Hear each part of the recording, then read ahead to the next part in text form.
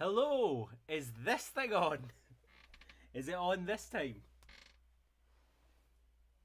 Ironically, what I was saying was whenever I watch someone else do a stream, it never goes exactly to plan first try.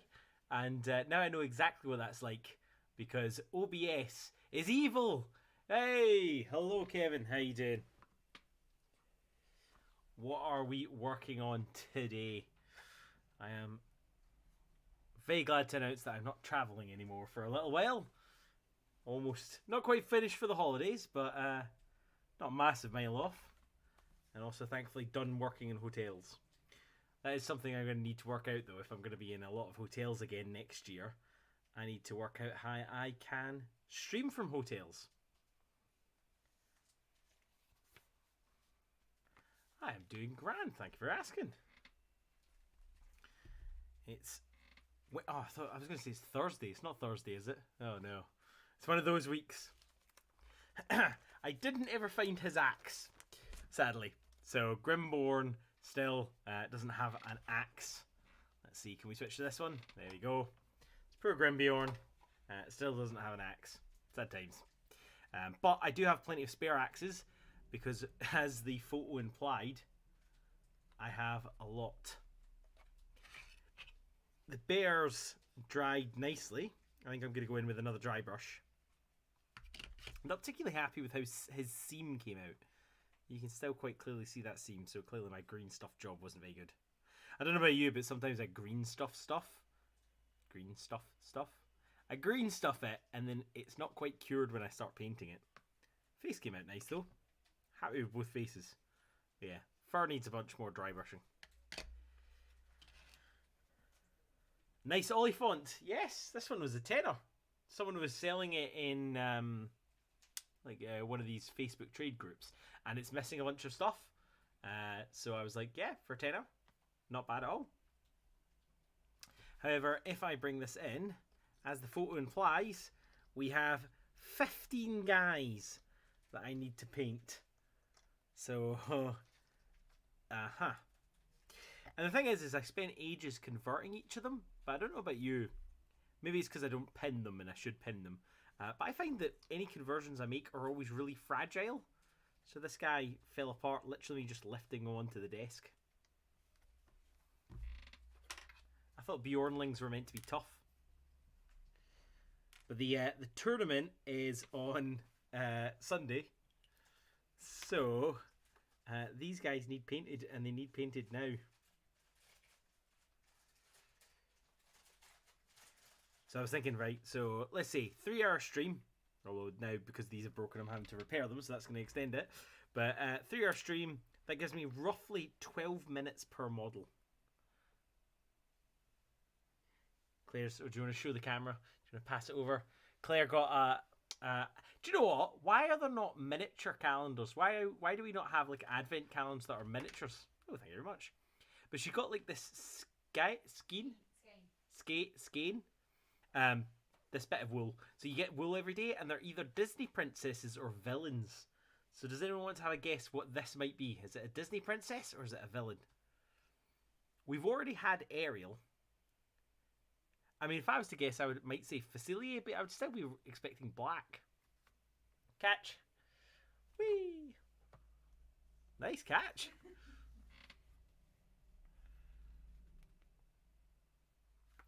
So, let's get this arm reattached and get painting these. I should have put that guy aside so I know which one's gluing. I want to see him. Doop.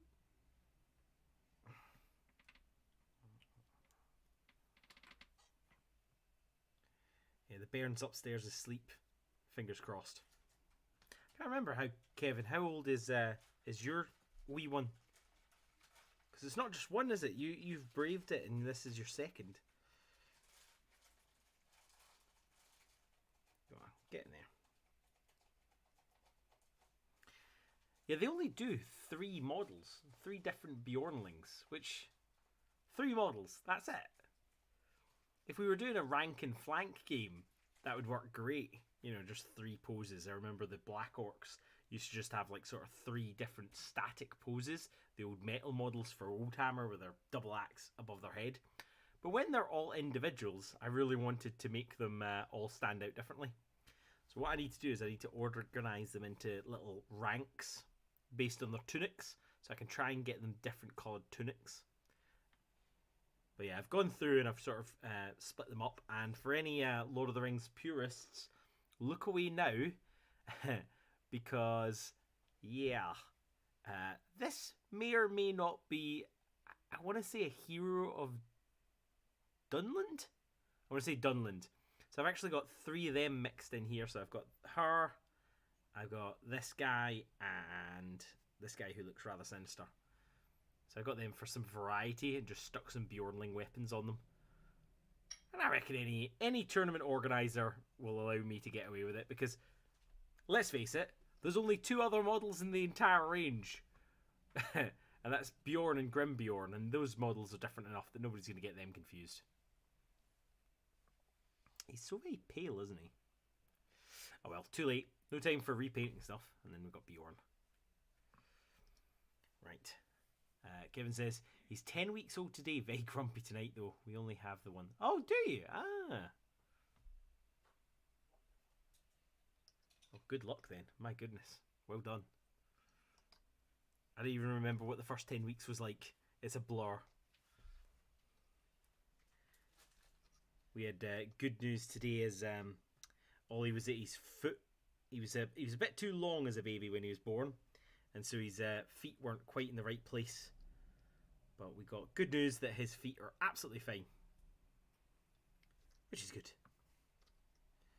Right, you. Basically, what I tried to do was I've got one set with double-handed axes. I've got one set with double axes. But in game they all count as the same thing, and then I've got one of each of the bowmen.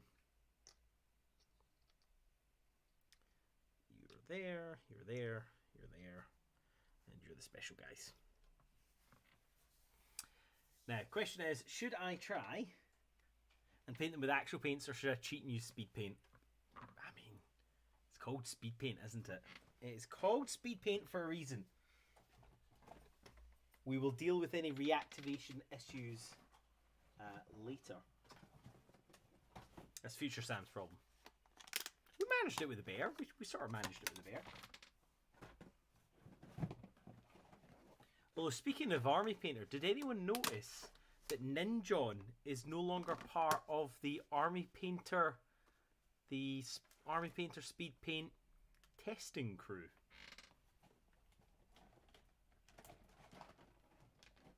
I don't know if that was a time commitments thing or if there's more of a story there. If anyone knows, do let us know. I've not watched the latest episode of the podcast, so it could well be explained there.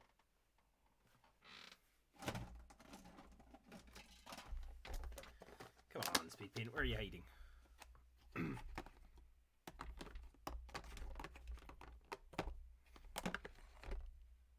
Contrast dark off flesh.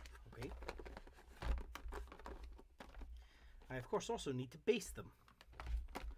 But again, that's Future Sam's problem for now. Let's just get some colours on them. Haha! Orange, green, purple, yellow, grey. None of these are particularly colours I associate with Beornlings. I was hoping for green. Too many paint sets, that's the problem. I think that's the thing that most people were most excited about when people announced contrast and speed paint. We kind of hoped that we would only ever need one set of paints from now on. They would be our saviours. We would never need another paint set. Didn't quite work out like that though, did it? Right, I need a palette. You'll do it. Get the shininess out of the way, you guys. And I need a paintbrush. There's a paintbrush. Do you know what? Let's cheat. Let's use a big chunky brush. What are these washes? Washes. glaze. Right. What colour we start with? Let's start off with red.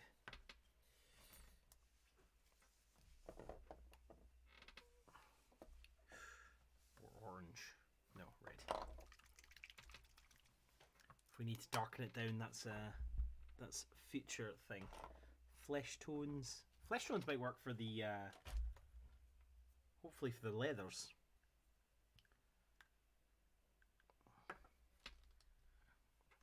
Will I regret this bright red? I guess we'll find out.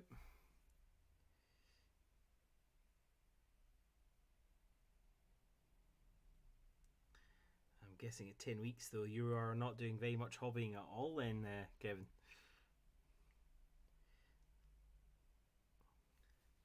We are gonna, assuming I'm not painting this on the Saturday night, we're planning on getting a bunch of gaming in on the Saturday to get some practice in. Because I really haven't played that many games of the new version. I played quite a bit back in the early 2000s when the game first came out. But things have changed. As Matt and I were chatting about in the latest podcast episode on the Hobby Hoarders podcast, we were talking about how Age of Empires significantly changed the rules between 2 and 4.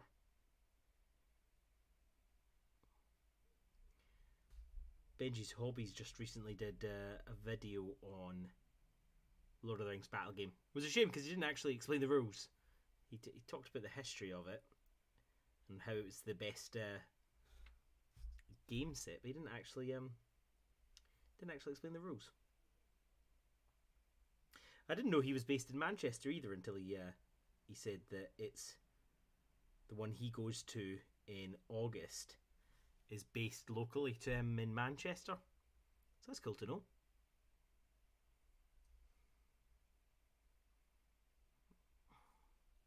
Ha.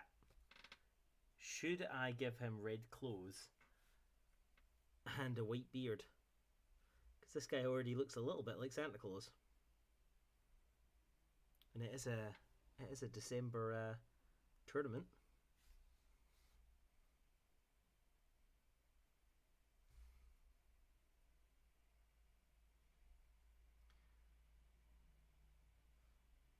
My friend Richard, he goes all in on his conversions.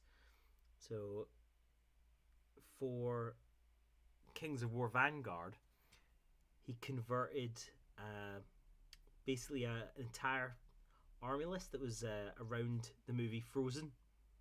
So he had his Ice Witches Elsa converted, and he had like Snowball, the big abominable giant, and then Anna, the chief. What was his name? The Sven, the reindeer. But he also came with the wee snowman guy, Olaf, as his t-shirt, and brought snowballs, the sweet, so that he could give it to all of his opponents. No surprise there that he got most sporting. I mean, you're going to vote for the guy who gives you a snowball for that, aren't you? Unless you don't like coconut, in which case you might view it as assault.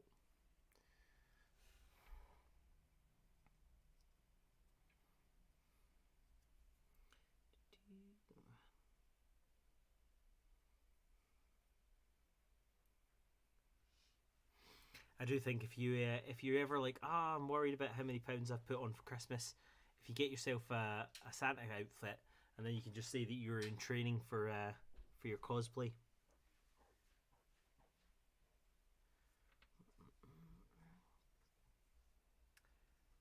Yeah, happy with that, Red.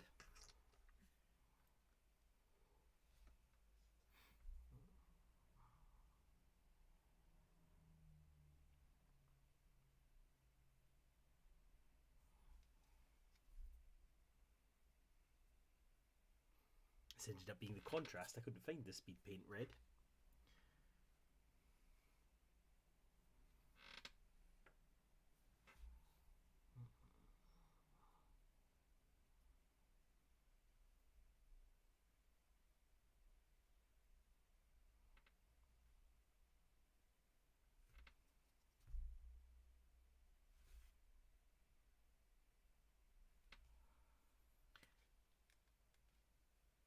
Has anyone started thinking about Christmas and what they're getting for Christmas or what they're asking for?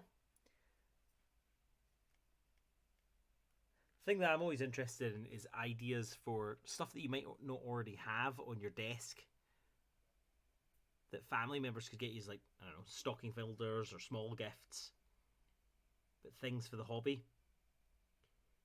So, for example, you could get one of those glass domes for displaying some models from IKEA, and that'd be a pretty good gift for someone, even if they're not into miniatures.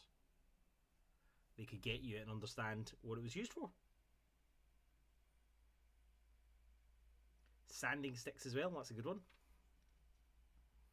because they're a bit of a pain to get hold of. Quite expensive to get, like, sort of the big bag of them from Amazon. Talking 11-12 quid if you just need some random ones out of it, but the perfect kind of thing that someone could get you as a gift. Lord knows I've got enough of them now to last me an entire lifetime of all the different kinds of grit. So it goes all the way from 3000 grit to 100 grit.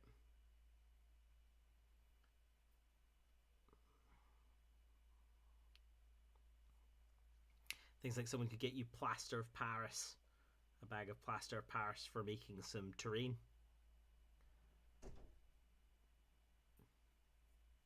All the little things that you don't want to spend money on yourself. Good Stanley knife, blades for your scalpels. If you do 3D printing, get you some of the gloves. Although, do be careful if you're ordering lots of things for maybe someone that's into the miniature hobby, because it could very quickly begin to look like you're a serial killer. I'll have the gloves, I'll have the wipes.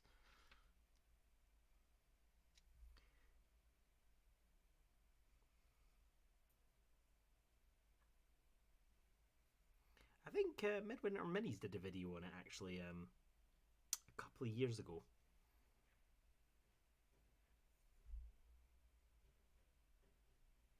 With ideas of stuff like that.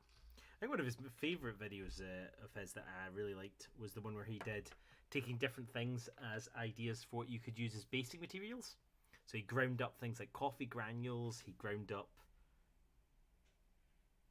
pasta. The coffee granules one worked actually really well. We have a fancy coffee machine in work, and it gives out these little hockey pucks almost of dry, well, it dries out, but dry coffee granules. And I don't need to do any massive basing at the moment, but as soon as I need to do any kind of tabletop terrain, I am absolutely going to use that. Because at least like 4 pucks gets produced a day. Take that, bake it in the oven.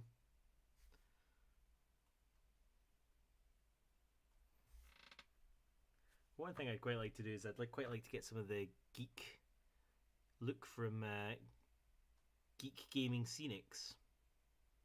I'd quite like to get some of his battle ready stuff. I've not actually seen it somewhere that I frequent.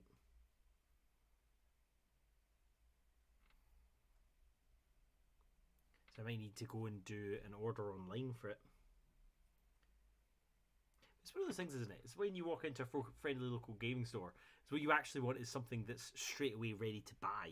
That's the reason that we like going to that kind of store. Impulse buying. Dangerous stuff.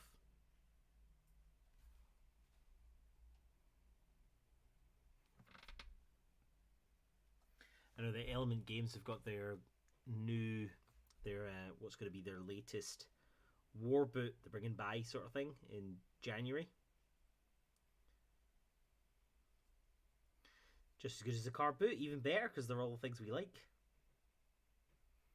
But sometimes I swear if you want the really good deals, what you actually need to do is you need to be a vendor, because basically what happens is everyone that's a vendor sets up their stuff and then goes around everyone else's stalls.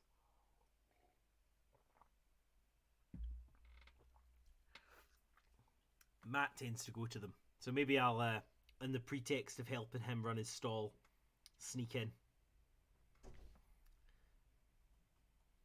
Although don't steal that idea. In fact, do steal that idea. Everyone walk through the door and say you're helping Matt. And we'll see how long it takes for the organisers to go, hang on a minute. How can one person need 15 people to help them? That'd be pretty funny.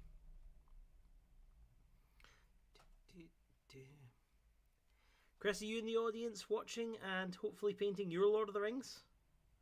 Although I saw that you did lots of progress while you were at work, which is decidedly unfair. Some of us actually have to do work at work. We can't get to paint our Lord of the Rings miniatures. Although if Chris's boss is watching, it's a different Chris you're thinking of.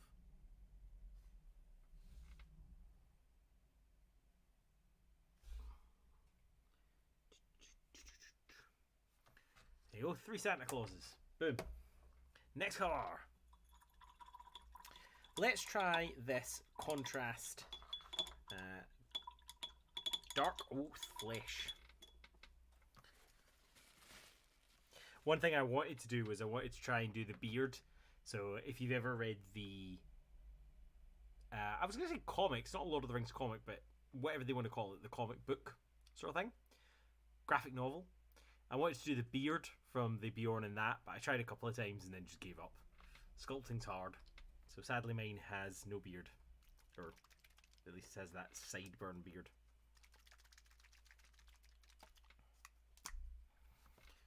Right, let's see. If it's too light, we can always darken it down later.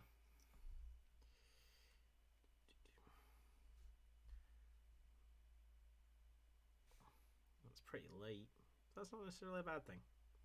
The handy thing about doing it over zenithal is you get your light and darks. That's why we want transparent paints. A little bit thicker than washes.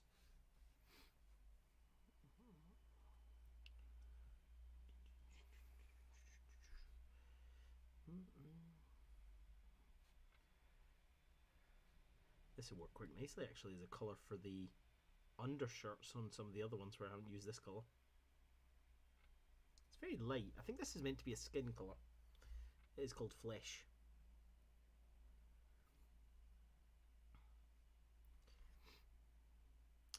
I was watching James from Ape Minis Rising, and he did his first stream. And we were reminiscing about old paints that are gone but not forgotten. I was chatting to someone in the stream, Mossy, and we were reminiscing about the best colour, Tin Bits, which was like a browny purple, but like a metallic colour, which was so good. One of the first models that I had was the Visser Assassin from 40k, the one with the massive skull and the huge pipe coming out. That's the anathema to Psychers. And I remember painting him just entirely in Tin Bits.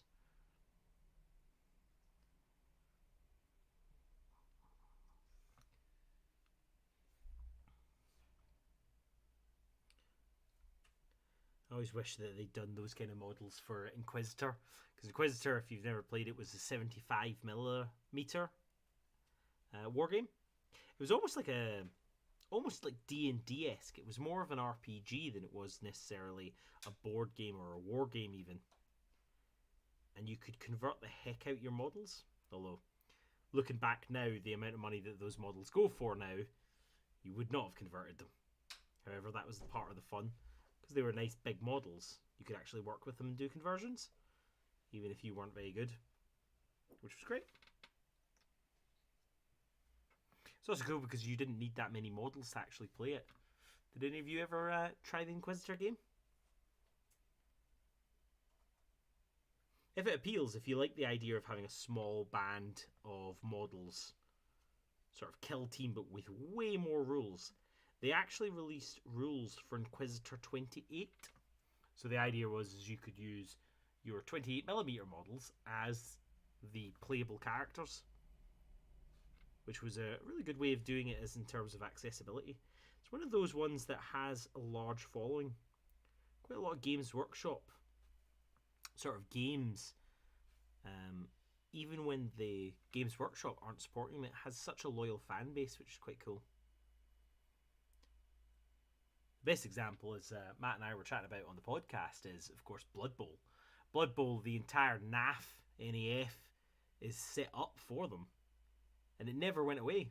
They had just as many players as they sort of have always had. We got obviously an influx when Blood Bowl got rejuvenated. But Games Workshop has really got them to thank for that game continuing and doing so well when it on its return. It just kept going. There was tournaments, there's play support. They even created in the browser a way that you could actually mimic the games, like as a sort of simple 2D, very simple sprite system, which is great. Does make me a little bit sad though about all the other great games that don't find that kind of following. But see what you like about Games Workshop. They took that risk. They opened up all the stores. And that's why they got to be the biggest. Because they were the most... Well, you could literally walk into the store off the high street. They might have changed in the following years, but they did take that danger.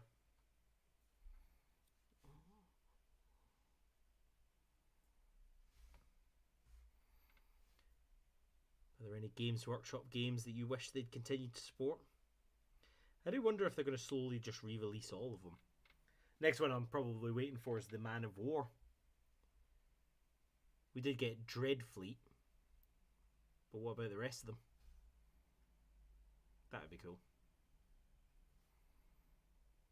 Although, since I've bought quite heavily into Kings of War Armada, I don't think I'll necessarily buy into Man of War. Maybe I can proxy my models. The idea of sort of breaking down your ships into first rates, second rates, third rates should be similar. And the Mantic models are actually really nice. The Kings of War stuff.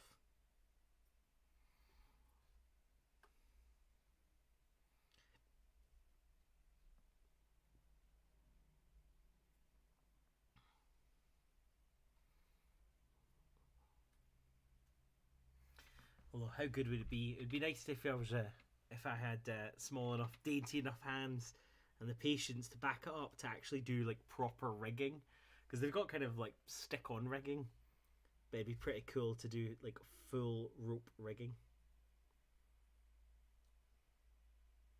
But they're really cool models, even if you just want to make a little diorama of ships.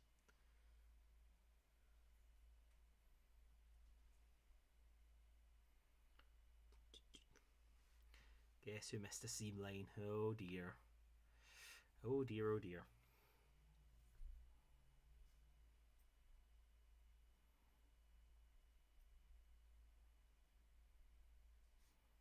That's actually a really nice brown. That's dark oak flesh. Dark oath flesh.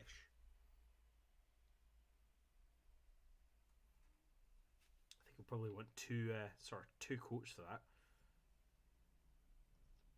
Lovely, I'll keep that handy. Right, green. I didn't find a green, unfortunately. Got a wash.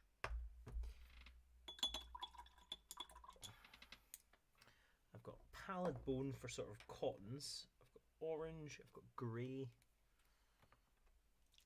Let's try this green. It might be a wash, but a couple of coats of it over a zenithal should still give us a similar idea. So, Colia green shade. It'd be better if it was one of their glazes.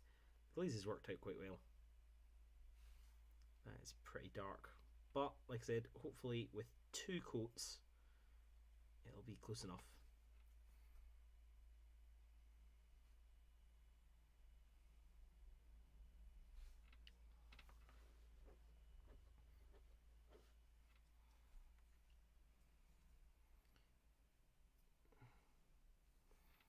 See, now if I'd been paying attention, I would have mixed these up a bit more.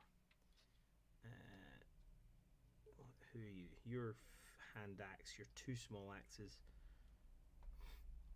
Your... I think it's too late. My plan is for each of the different poses to have each one a different colour, to hopefully try and, again, increase the diversity.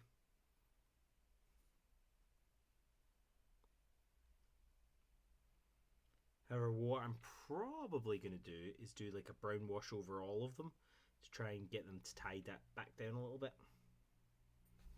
Because if the colours are too bright, that red's drying pretty vibrant. Let's see. Oh, we've got a green axe.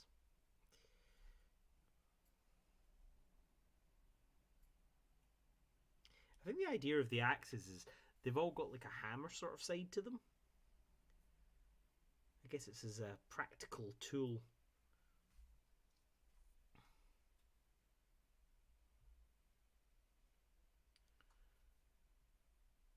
Okay, that's quite nice.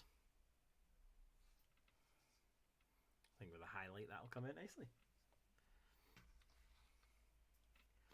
Okay, so that's hand and a half. If I move her to there.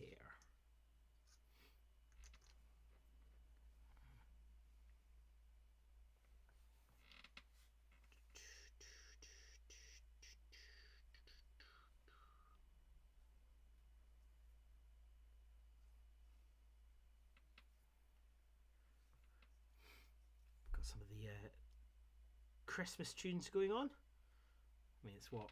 A week and a bit to go? I think it's now time. I did like Games Workshop's addition to the Christmas album with their Orc Rocker.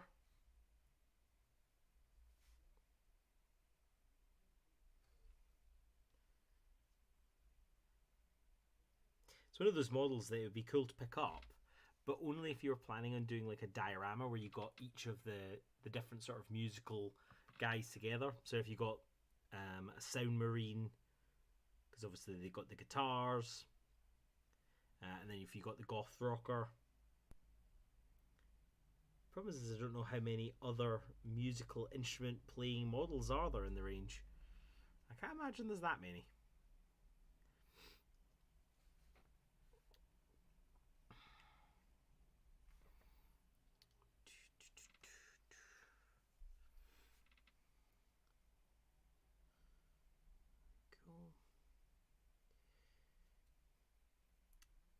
I mean, over this vest, it looks very Flynn Rider from Tangled.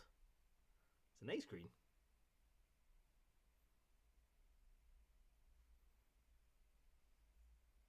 But I guess that's the thing, isn't it? Contrast paints and speed paints basically are washes, just thicker. I would need to watch Goobertown Hobbies video on it to see if it's something to do with the medium. I know that you've got different mediums. You've got things like Chimera and Scale 75 that are using the gel mediums.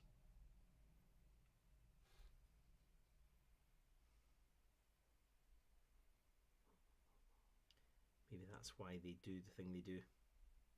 So if you've ever added dish soap to something, you'll notice that it sort of retracts in itself. I guess it's something to do with the bonding of the different particles in it. He says desperately scraping at his, high school knowledge of different viscosities. Right, what is wrong with this? You are that, you are that, you are that. So one of you wanted to have been... Is it that one? You should have been there. You should have been there.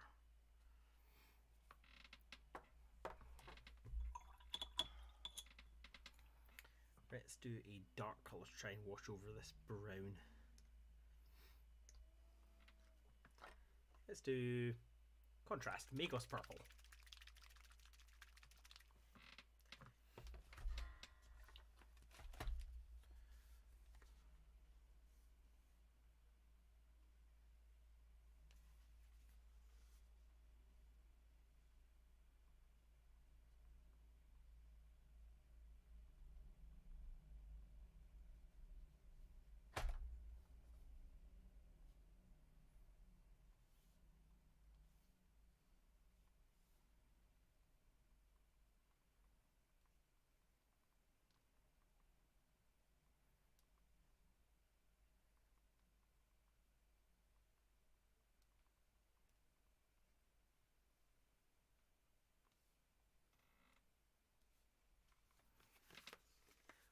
Oh yeah, half time. 30 minutes.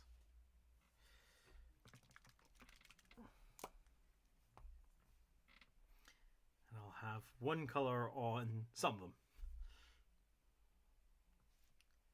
Oh yeah, I couldn't stand the purples. Now I remember. The purple just seems so watery. I was both in the speed paints and in the contrast in my video doing a test of them. I just was disappointed. Doubly disappointed because purple's the best colour.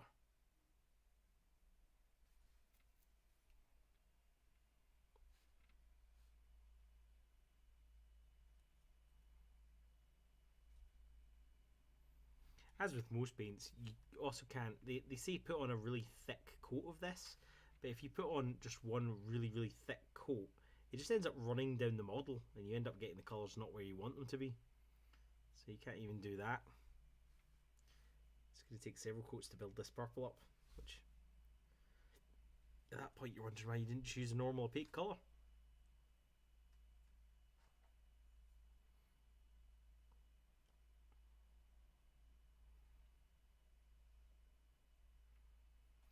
Yeah, we're taking the two different forces for this tournament. Basically, you can bring one force of good and one force of evil, and then whatever your opponent has, you do the opposite. So if they're running evil, you can run your good force.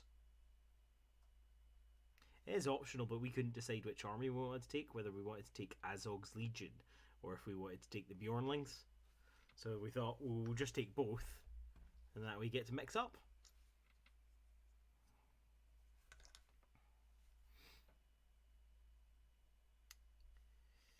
Now the question is, can purple coat over brown? Light brown? My hope is it will kind of just work as like a recess shade,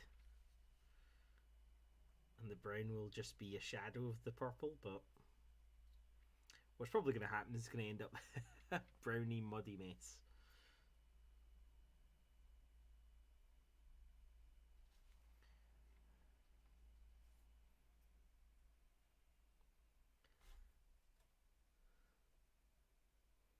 This is why I need to go to events every week. If I had events on every single week, my entire collection would be painted. So my intention with the Dreadball stuff was to, every time we went to a tournament, run a different list, or when I played in the league. So that way I would have had all 30 teams painted eventually. And it was going pretty well. I think I've got half done.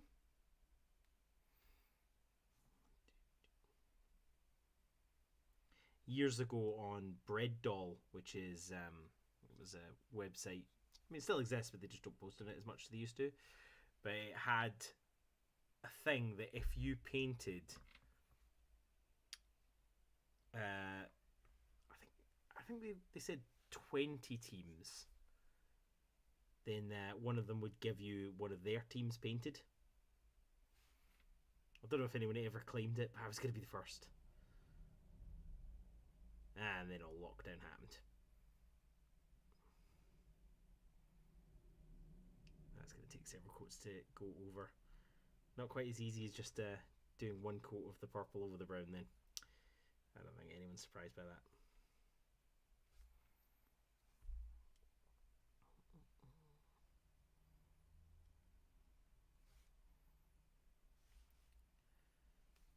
Cool. I mean, purple over the brown actually looks quite nice. It doesn't look purple though, which was kind of the original plan. However, more than one coat and we'll get there. This lady definitely wants purple on this.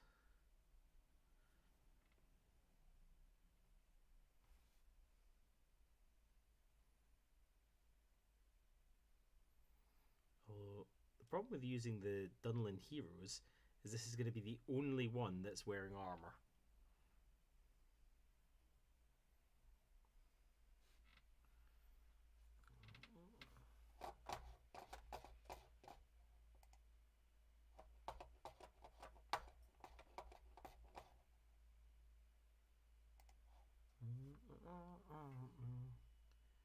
And smoke.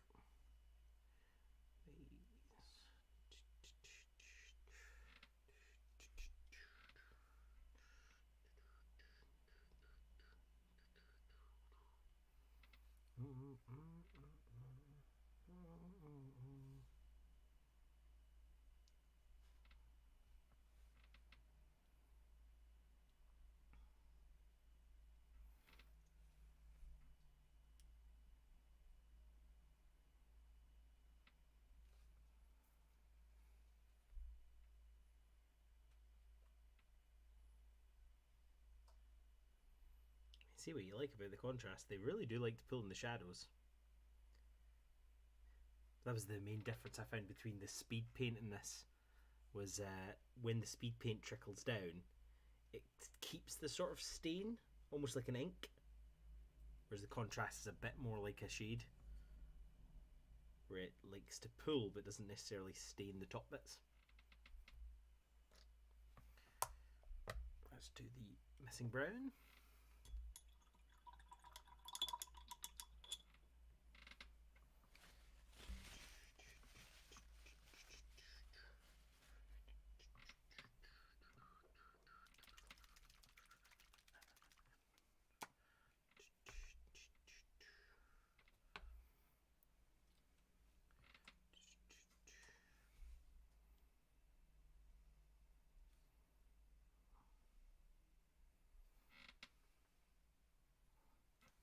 It's one of those things. There's also points for if your army looks like a cohesive army.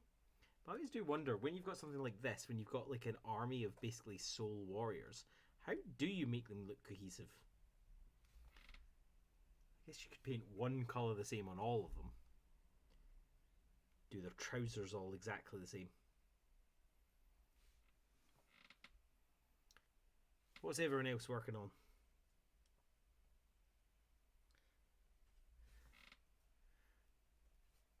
Can't be absolutely everyone doing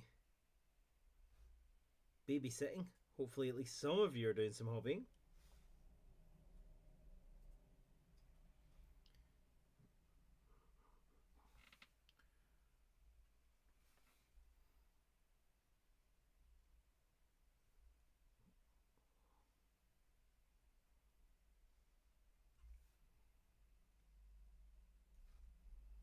Have any of you actually played the Lord of the Rings strategy battle game?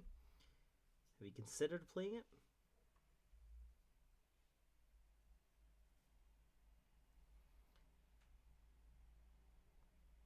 I'd quite like to get my local gaming group into it. The problem is because they only meet every other weekend, and they don't start till 12. Problem is the amount of time that you've got to actually get things like leagues, etc. going is pretty low. Chris says, basing 23 models for the weekend. Was going to magnetise them, but I've got no super glue apparently. Oh, that's annoying.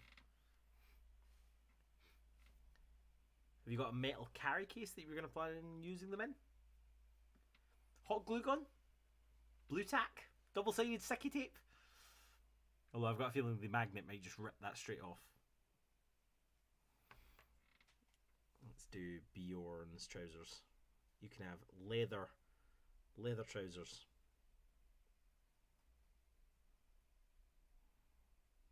I actually have some buffalo jeans somewhere. I'll glue them at yours. I have both super glue and hot glue gun.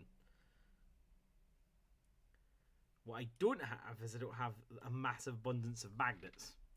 So you'll have to provide the magnets.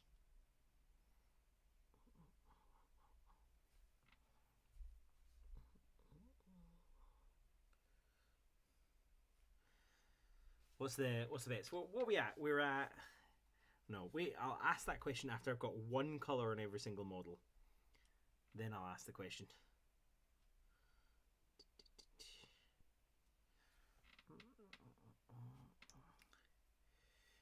This guy is going to wear brown as well.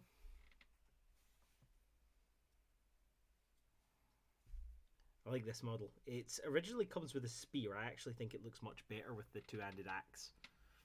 He looks sinister as heck.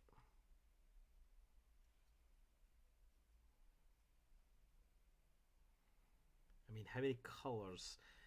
Let's see. Grimborn has 1, 2, 3, 4, 5, 6 different colours on them. Obviously, Grim Beorn had multiple layers. But the question is, can I get all of these? Let's see.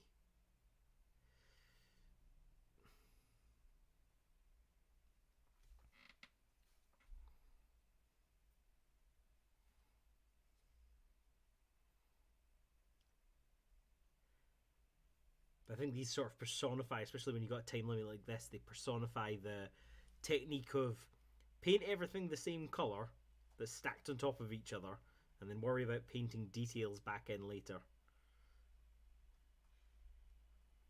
Like on the Space Marines, don't worry about painting all the little buckles and belts, etc. Nobody's going to notice them on the tabletop. You're painting them for yourself more than anyone else at that point. Right. Nope, he still doesn't have a colour on. Alright.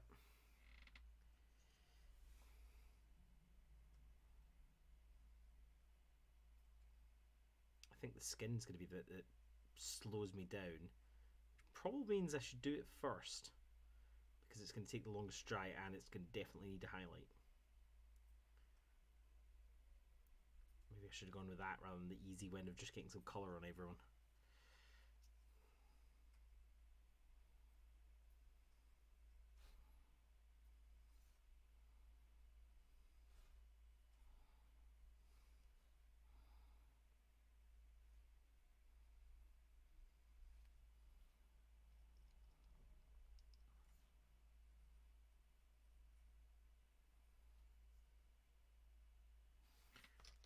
Okay, boom. That's one colour on every single one of them.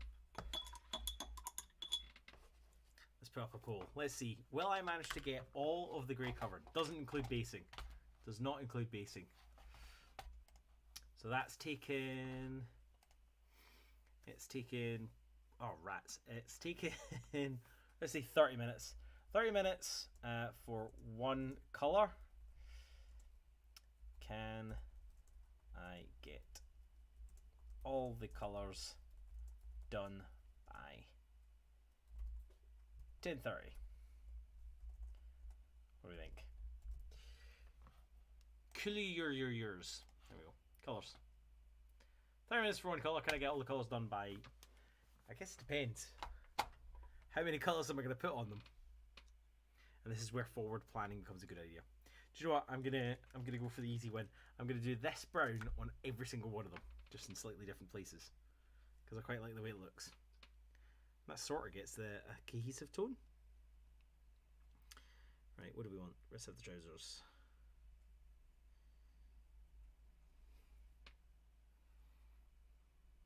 I think the trick that you sort of want to go with is you want to have some drab colours and some accent colours, but so you just basically never want to have the accent colours right on top of each other. So if I just put this in between them, it should work.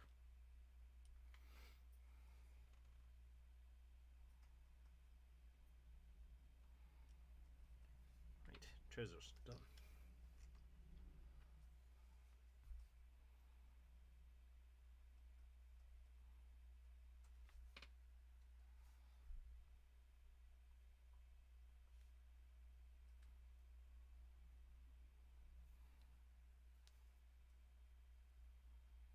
I guess you could say that if they've got the same colour scheme, they're from the same clan? Because I think the Beornlings are still kind of scattered throughout Beorn's lands.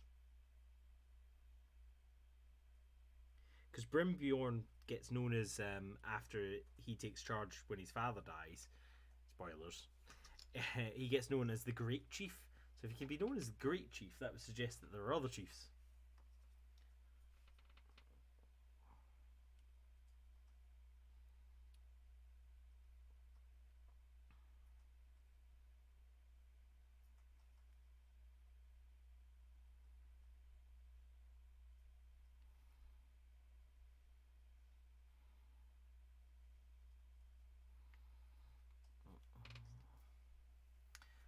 Matt says just gluing.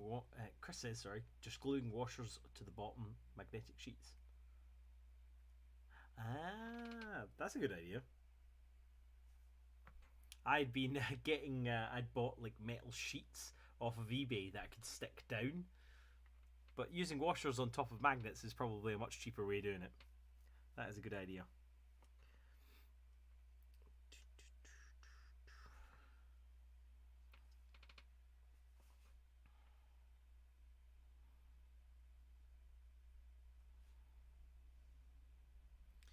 Yeah, for basing, I'm going to get out the Vallejo spackle stuff. I'm going to mix in some brown or grey, I haven't decided yet, and just splat that all over the base. Maybe stick in some bark to, fake trees. I think Grimbeorn, yeah, Grimbeorn's got quite a nice base as a bear. He's got like a log and a bunch of rocks. So if I can make it match him.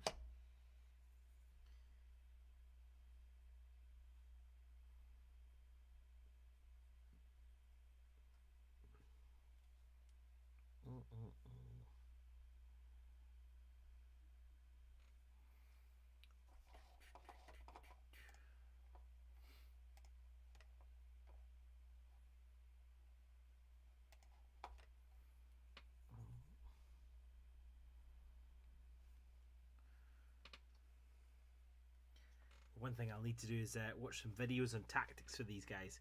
I've watched a couple of battle reports, but they weren't really tactics. They didn't explain why they were doing what they were doing. I'm guessing the reason you don't see that is because if you're the guys doing the stream explain what they were doing, their opponent would hear what they were doing. And that's why you don't tend to have people explaining what they're trying to do in battle reports, which is a bit of a shame. I know people like Vanguard Tactics have got like a paid service where their videos are behind that sort of paywall, which is fair enough. But I do wonder if those are the kind of videos that I'm thinking of, people explaining their tactics.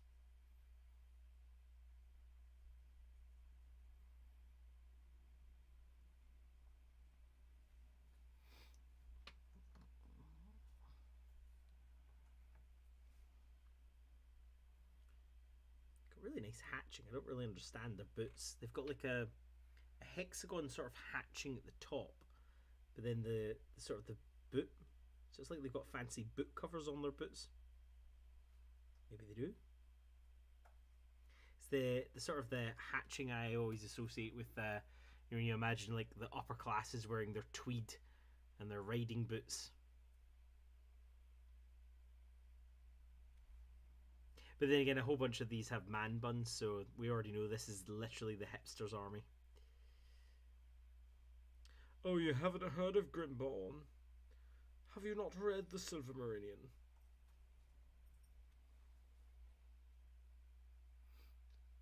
Maybe I can give them a funny team name. Like maybe they should be, I don't know, the Hips or something or others.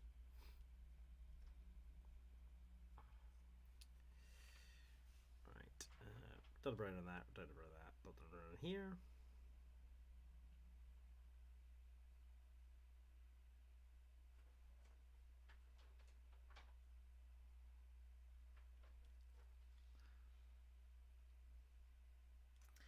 Oh, who was last night's? Oh no, yeah, who was last night's skein? Have you checked out? It was Moana, but she wasn't happy with how it came out. Oh. I wouldn't have guessed Moana. Her headdress apparently was the green and the pink instead. I think my guess was better. It was Mulan. Should have been Mulan. She should have said just it was Mulan.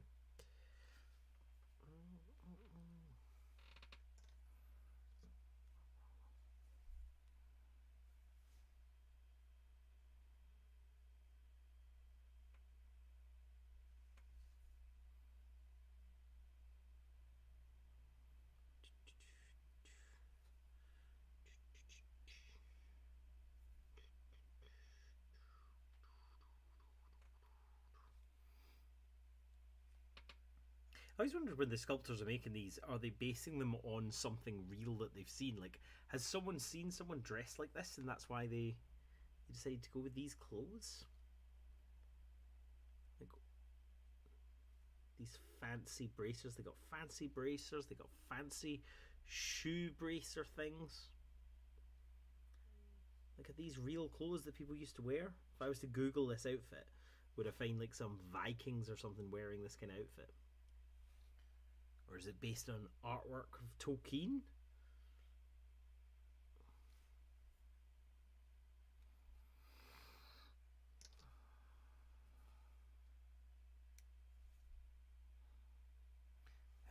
Whoever sculpted this Beorn took a nice long time on the back.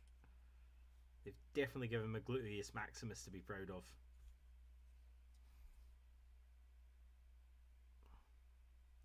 I still think one of the funniest ones is the bull for the Arena Rex models, and that one is autonomically complete. Let's put it that way. It has everything.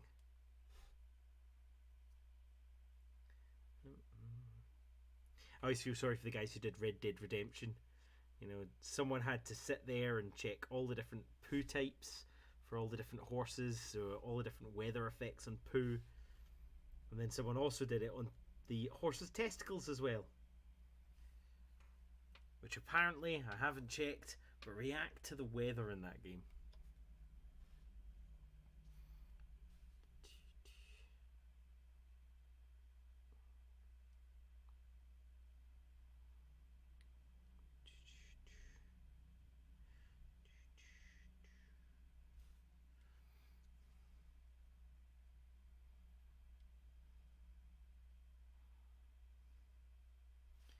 Yeah, it's definitely...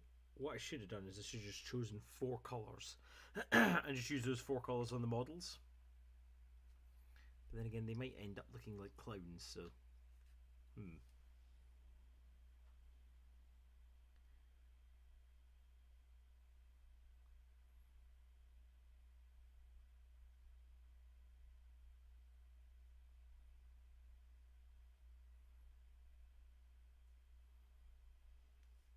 I remember there was one lady on a course once, and what she really wanted to do, she really wanted to develop houses. So I suggested to her, well, why don't you do dolls houses? There are companies where you can buy all of the IKEA stuff like to the correct size. So what you could do is you could, especially with the trickery of photography, using like wide angle lenses to make it look bigger than the actual building it is, you could do up houses with those IKEA furniture and like create your portfolio that way.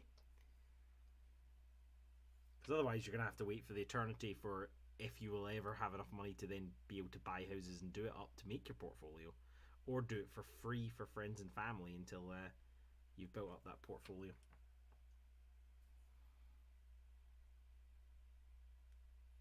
Yeah, this is my least favourite thing of the contrast paints. And again, something that the speed paints do better. The tide pulling. So if you leave like a pool of it, it'll contract in on itself and just leave this mark underneath. So if you ever want to move the paint, there's a great big mark. So you have to make sure it doesn't settle.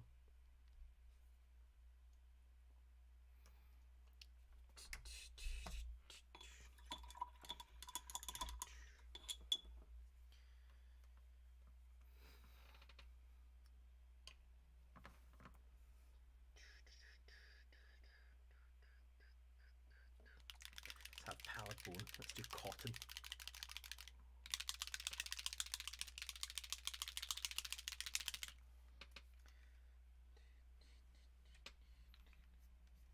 How is that bone? Look at that.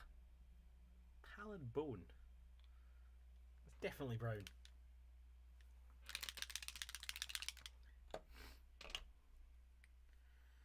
Right, bone. Where will I put bone?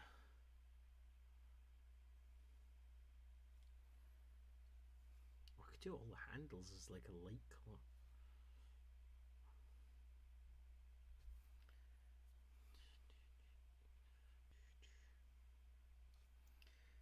Now, normally, what I would do is I would do some non-metallic metal on the axis because I really just prefer the way it looks. Not like high level stuff, just like a dry brush of grey over a darker grey. However, I think in this scenario, I am going to just use some silver paint.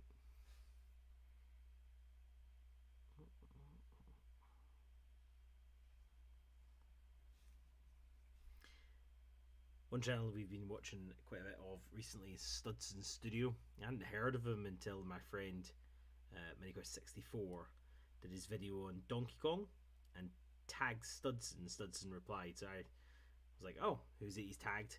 Went and watched it, and he made Howl's Moving Castle from just junk.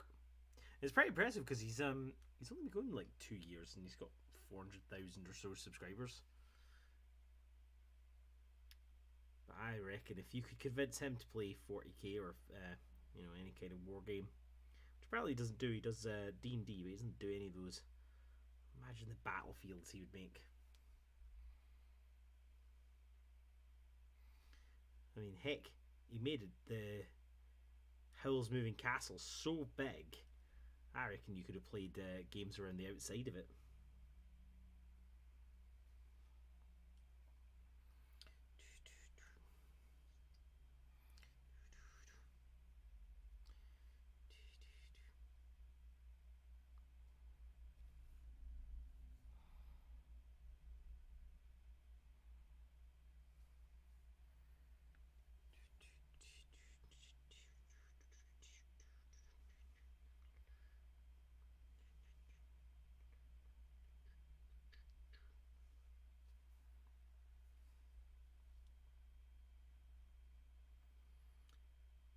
And the Studson Studios and North of the Border guys, they use the effect of like almost like tea to stain. They'll make teeth for a model like a monster, and then they'll stain the teeth. It looks really good. But I think the reason it works so well is the models themselves. The teeth that they've made are already sort of slightly translucent. They're already sort of teeth colour. So I don't think it would necessarily work as well with a model. We have to stick with painting it cream and then giving it a wash.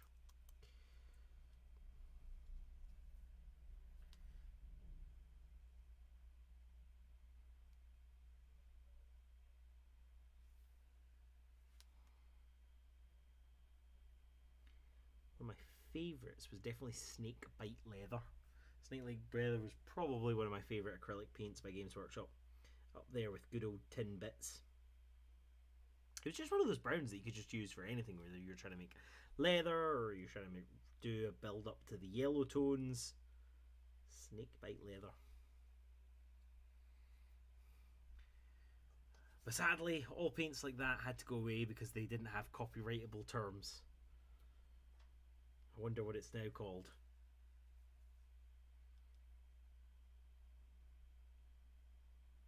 Averland Sunset, maybe?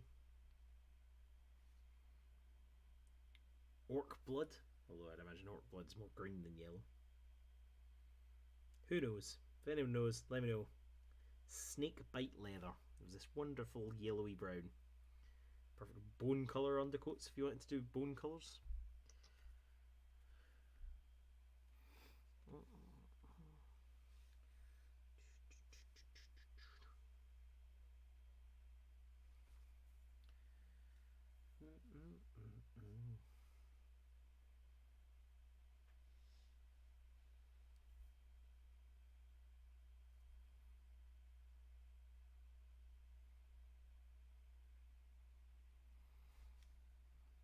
Sometimes when you put the contrast paint in, it just sits in the perfect place.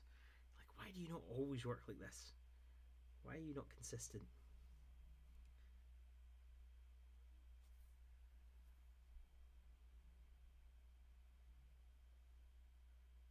This proper looks dark brown in the crevices. And a nice light colour on the peaks. I don't know. What is the opposite of a crevice? Mountain? Right, where are you getting it?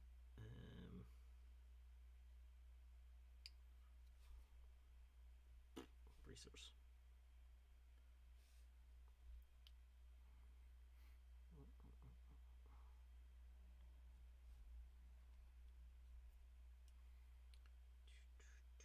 Maybe it's a little pouch. Yeah, I'll do. So for anyone just joining, these are my Beornlings for my tournament on Saturday, which Chris in the chat is my doubles partner for it. And if you're secretly judging me for doing my model painting of a team before it's due, I will throw Chris under the bus, and as you can see, he is currently working on his side of the the tournament as well. But it's 350 points a piece, so 700 points. So we're taking the good Beornlings, and we're going to take something like Azog's Legion as the other side. Sunday, yes. Element Games, if any of you are there. Which is weird, isn't it? A tournament on a Sunday does seem strange.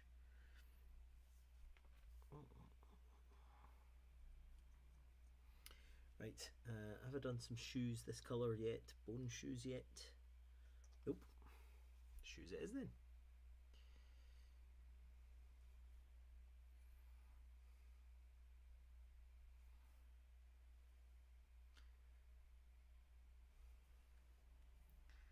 But Chris is desperately going to try and defend his score for the Great British Hobbit League.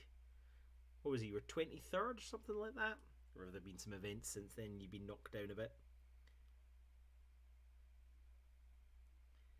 Best I've ever done was very first year of Vanguard. And I was so close. If I'd just won my final game, I could have been the first UK champ of Vanguard. But no.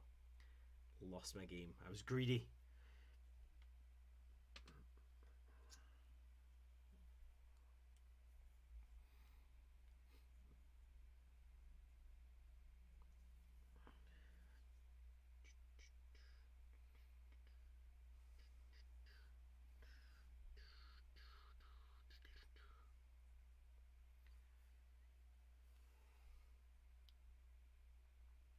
These models have quite a bit of fur on them.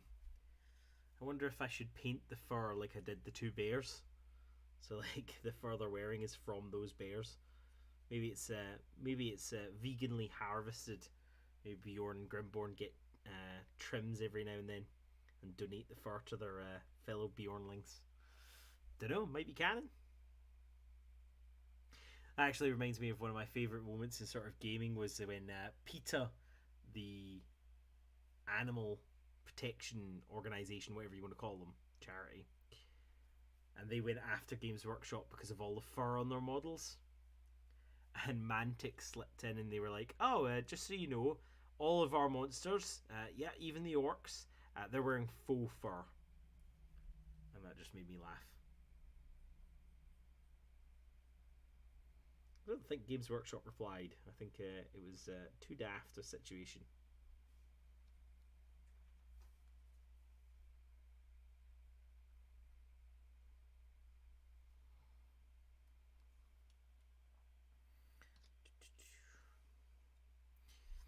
Bjorn, what would you like to be bone coloured? Your boots? Your belt? I bet your axe haft.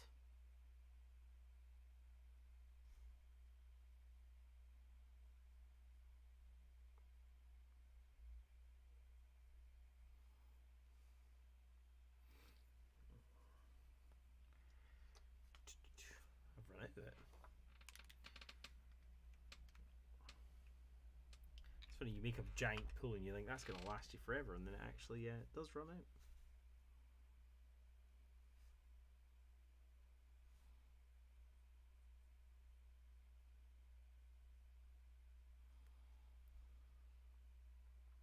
There was a guy on the Great British Hobby League page that posted up some absolutely gorgeous Beornlings that he'd done as a commission.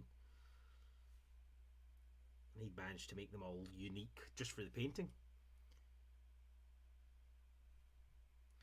In retrospect, I should just brought up a picture of what he'd done and just copied his paint style. Remember, if you copy from one person, it's plagiarism, but if you steal from many people, it's research. That's not true. This channel is not a lawyer. Do not use it instead of advice. And one of the examples of when you shouldn't help yourself was, of course, the Golden Demon Compendium. That was in a little bit of hot water. Basically, one of the past contestants. What it is basically it's one guy who tries to get all the pictures for all of the different golden demons and just store it on Instagram as an archive.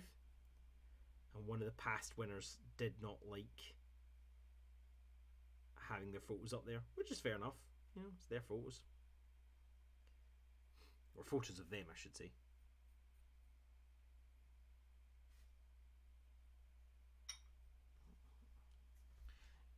See the problem is it's just run straight down the cape and into the crevices, and if I try and move that now, it's going to leave great big tide marks at the bottom, so that'll need to be fixed later.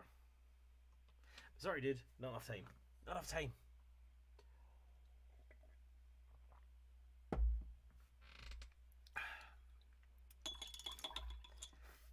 Okay, rather than risk any of that all running together, I think switch tack for a bit. And let's go for metals.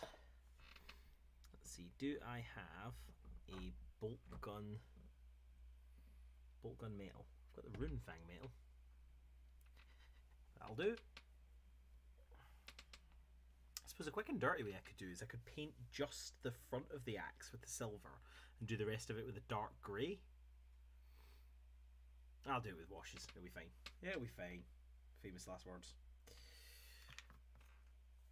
Vallejo, silver. Oh, that's really bright. Jeez, look at that. Let's try and dye it down a little bit. Graveyard grey. Let's see what that does. Speed paint, so it should stain it without actually doing anything really funny to it. Sort of. It's a bit darker. Bit more. Of course, this kind of experimentation you should never do when doing an army, because of course you'll never be able to replicate the colour that you make ever again. However, apparently these guys are good at 650, 700 points, so I shouldn't ever need to own more of them. And if I do want more models for this army, I probably want to get something like an Ent. The annoying thing is, because they're from the Hobbit book, the armies that are sort of allied with them are very, very limited. I think you can get Thranduil, so when he's riding his big elk. We've not many others.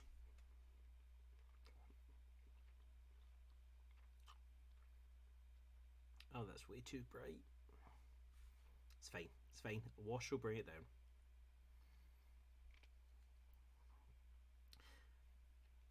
Believe in the power of Null Oil and Agrat's Earthshade.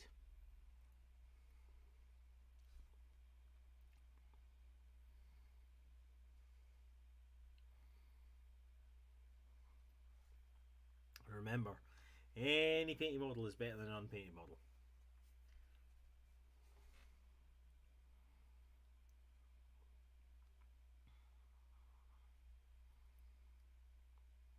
Once I've got these out of the way, that'll be 17 models out the backlog. That's not bad. Do you have any metal? Yes, on your tips. Anything else? No. Santa Claus, you done.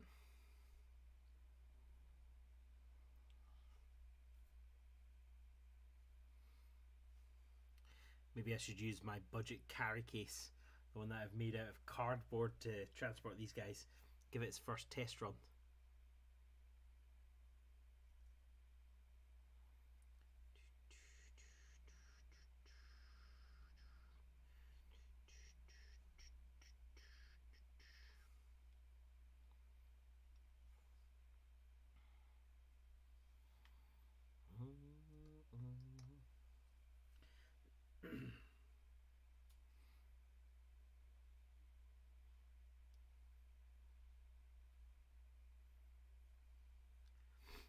I don't think these guys even have very many weapon options. They've basically got the option of you can have a hand axe and a bow, or a double-handed axe. That's it. So even though these guys I've sculpted with two hand weapons, it's actually meaningless. They have a great axe. I do feel on like an army list where it's this small, there should be a little bit more leeway with bows. You should be allowed to have some more, mainly so I can have some more model variety.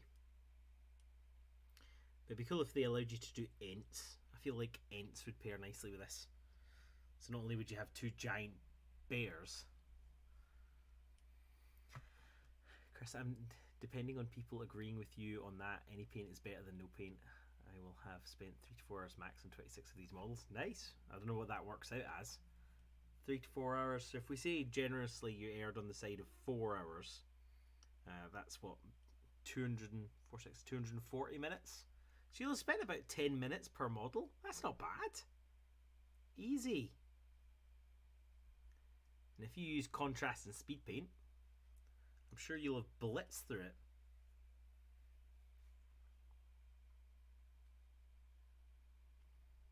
I mean, even then, they're going to look better than my Tau that I spent basically an hour doing 200 models, so they'll definitely look better than that. Including basing, even more impressive. I don't love basing. It's definitely something that I struggle with. I think that Grey Havens one gives you points for basing. So that's the one I'll need to actually learn how to base for.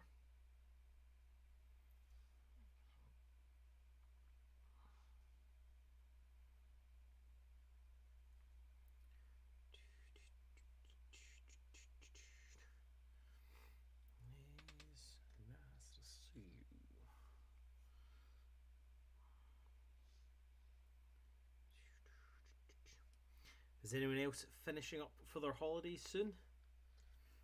Or has everyone got still 2 weeks to go? I'm very much looking forward to getting someone done loft, getting some models done, getting some videos recorded and edited.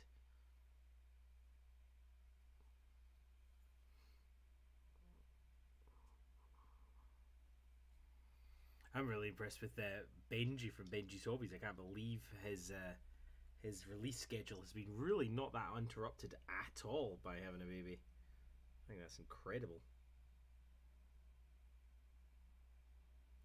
Not only has he got that release, but he also built his new studio because he moved house at the same time.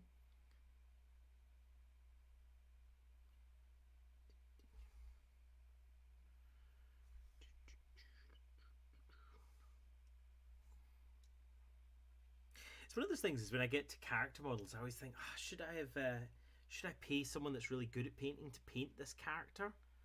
But then I also think on the flip side, I'm like, hang on a minute, then I would have one model that would look really good and everyone else would look even worse by comparison.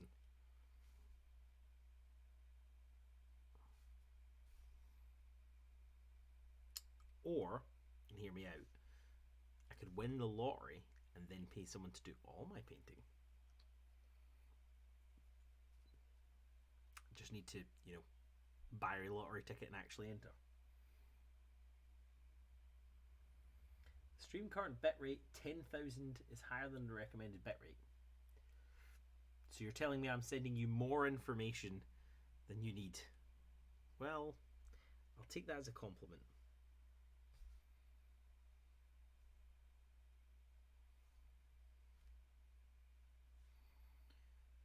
Right, looking good. That's third colour on every single model.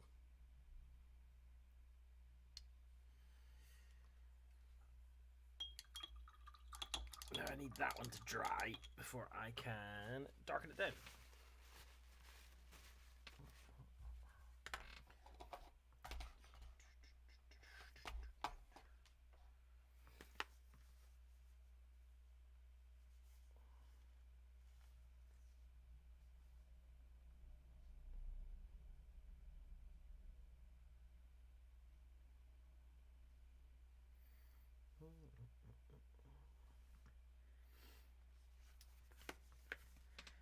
Should I do some basing while these are drying, or is that just going to get my hands really messy? What speed paints do I still have left? I've got Gilliman's Flesh. I really like how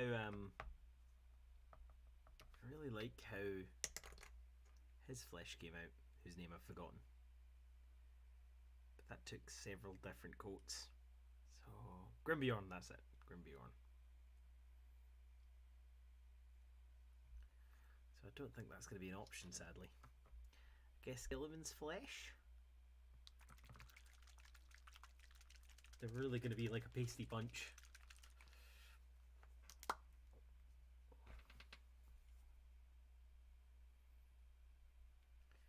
Let's double check that it's definitely mixed okay. Who shall be my victim?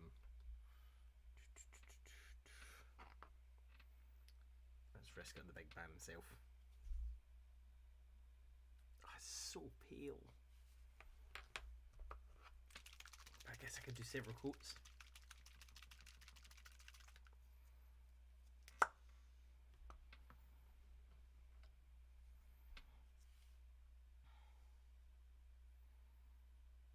I don't know if they've released any other flesh tones, have they?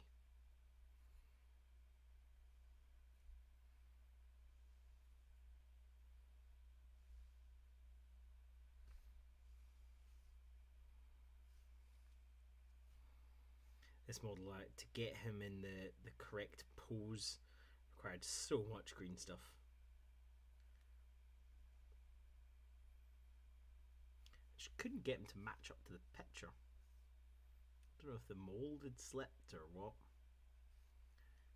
His axe. I'll need to put something under his axe because right now it's hovering off the ground. It looks like he's majestically resting on it. Look a bit closer and it's a good, you know, 4 or 5 inches off the ground. Not literally, obviously, on the model, but you know what I mean, to scale. He also has welts on his back, like he's been whipped or something. Guess that may be connected to his manacles.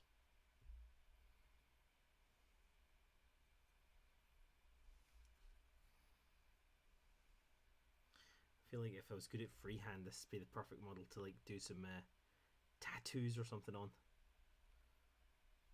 Because he's got quite extensive back.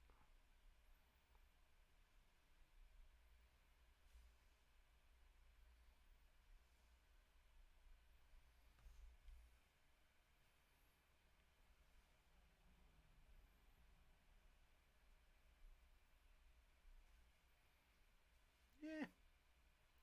Sure, why not? They can all be that colour. That's a base coat, that's okay. And that's what the contrast paints are all about. Not just good, good enough.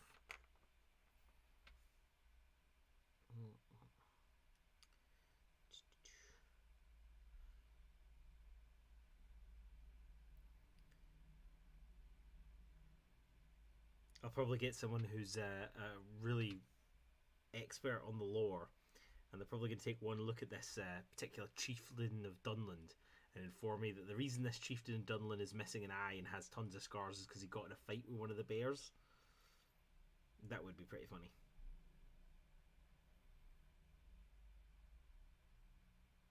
I assume this does sort of count as a proxy, but I have converted him a little bit at least. Get him different weapons. He's got a different hand axe and he's got a bow. Does that count? Is that good enough?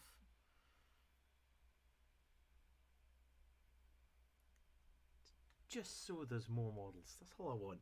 Just a teeny tweak of variety. It's the same thing with the giants for Age of Sigmar. Although they've released now, they've released another type of giant, but they've also released the name character. So there's the King Broad or whatever his name is, who in the actual game terms is apparently not very good, but I'll probably pick up at some point just to, again, give variety in the same way that I got Kragnos. Kragnos was definitely one of those models where once I had the model in hand, it was better looking than the pictures did. Even the 360 photos, sometimes they just don't give you enough of an idea of what it's going to look like when you actually have the model in your hand. Although they're definitely better than a 2D photo, that's for sure. Can any of you think of a model though that you thought was either really good looking in the photos and then you got it and you're like, this model's terrible, or vice versa, where you saw a picture and it was even cooler in your hands. I mentioned it before, the Bellacore model is just gorgeous. But I already thought it was gorgeous before I bought it. And then I bought it and it was even better. Probably partially because it was mine at that point.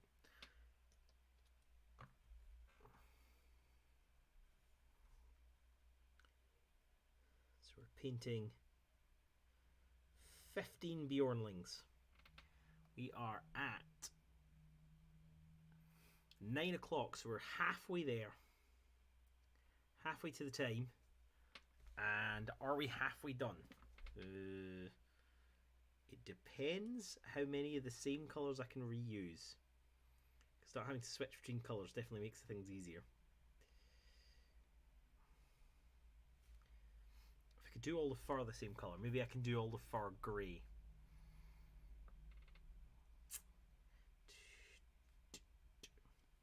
This model I'm clearly missing some pieces. I've missed off the front, and there's clearly meant to be something in the back. So that'll need to be fixed at some point.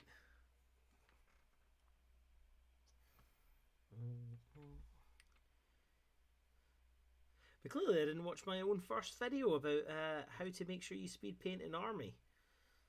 Because I'm fairly certain one of the pieces of advice in that is to make sure that you write down all the steps. Something I have definitely not done in this case. I'm winging it.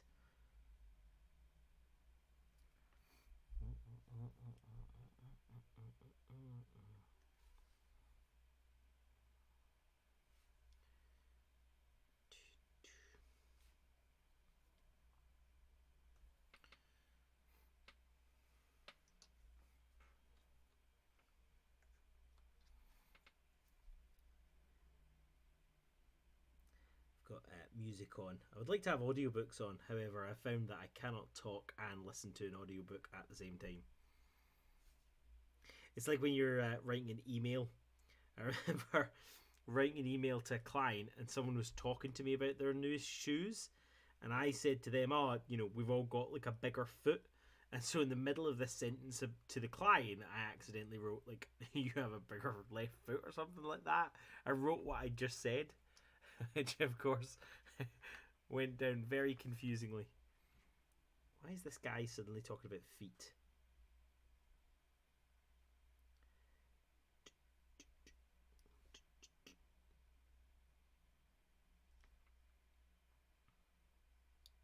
The funny thing is I don't know if it's because I've not shaken this for long enough. I don't have one of those turbo mixers. But I swear the amount of pigment that's coming out in this contrast paint is varying from model to model. So I'm getting like instant different skin tones, which I am perfectly okay with. The more work the paintbrush does, the less I have to do. I'll be riding shotgun underneath the hot sun. Oh, I've missed their ears. You're joking. Have I missed the ears on every single model? Yes, dang it.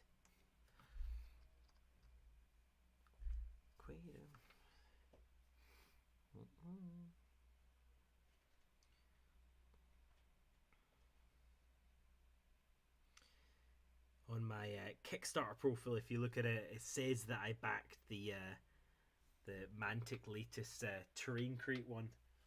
I backed it for the $1 whatever it is, so that you get access to it. Still hadn't decided. The thing is, what they'd released was they'd released 2 new kits. They'd released one which was like a jungle sort of so like it was reminiscent of the old Cash-Chan jungle plants, if you've ever seen that from the 40k range. So that was quite cool. And they'd also released another one which was like ruined buildings, which again, great for scatter terrain. The problem was then apparently one of the stretch goals was this cool like alien thing, but you were only going to get a little bit of it. But apparently so many people asked, and they were like, oh hey, can we have this as a separate kit? So they released it as a separate kit. Problem is then instead of 2 kits, which was £90, it's 3 kits, which is like £140. And I know, you shouldn't be a completionist, especially on something that is like terrain. Which, do I really need more terrain? But I can't do it, man. I can't not back a Kickstarter to the full hilt. I don't know if I've ever backed a Kickstarter not all in.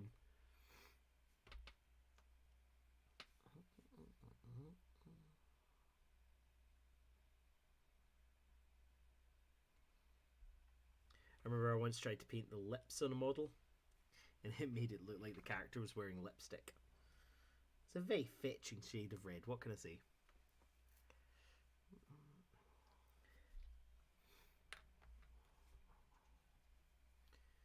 What is everyone else working on? What are we working on?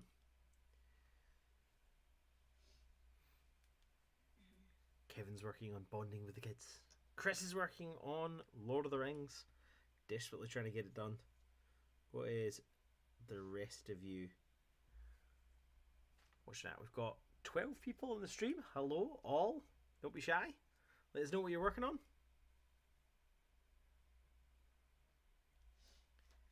And of course, if you're feeling like it, you can always post pictures in the Discord as well. I enjoy doing the open Discord, so do expect that again at some point, where everyone can just drop in. And the next time we do it as well, I'll have it set up so people can even show, if they've got a little camera and they want to show their models on, they can do it there. But you can also share photos of what you're working on in the Discord. One thing I haven't done recently is do the uploads to the Instagram. Cal says, I've been gluing too many together. Oh, what have you been gluing together? And by too many, do you mean you've not been doing it in a ventilated place, and so now you are a little bit high on the paint fumes? Remember, if you start seeing stars, that's too much glue. One of my friends, Jim, apologies Jim if you're watching, not to throw you under the bus, but Jim, he was using super glue and like the instant activator, and he must have used quite a lot of glue at some points. Oh, the sound is low. Let me tweak this. How's that? Is that better? I've turned up the sensitivity so it should be louder now. I've also done the old-fashioned thing of moving the microphone closer.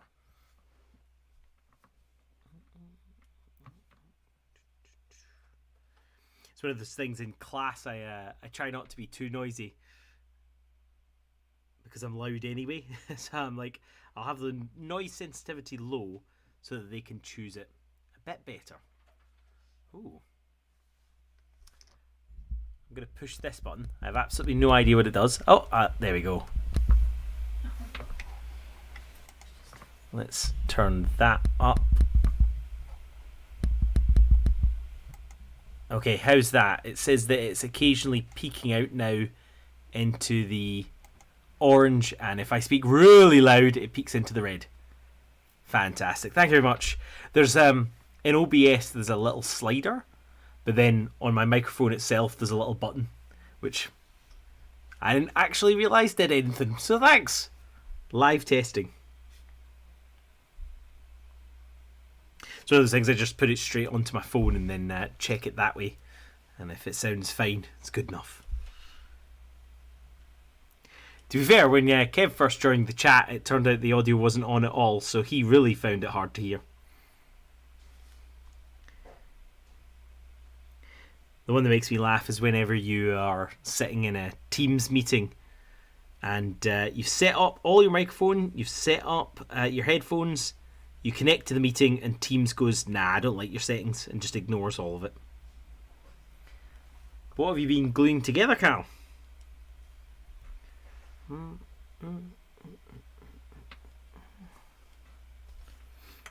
Ooh, I wonder if I can find my streaking grime without it taking too long. Because these weapons, I reckon streaking grime would do a brilliant job on them. If not, blackwash.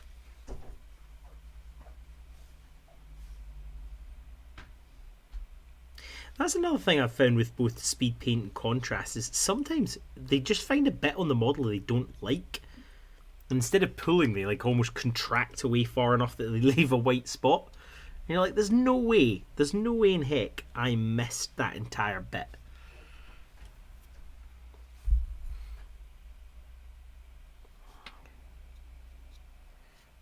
Cool.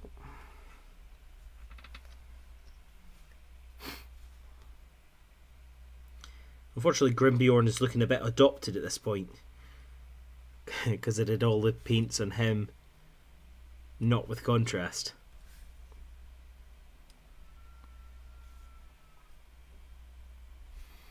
Oh, I can hear Ollie's woken up. Clearly he's wanting his dinner.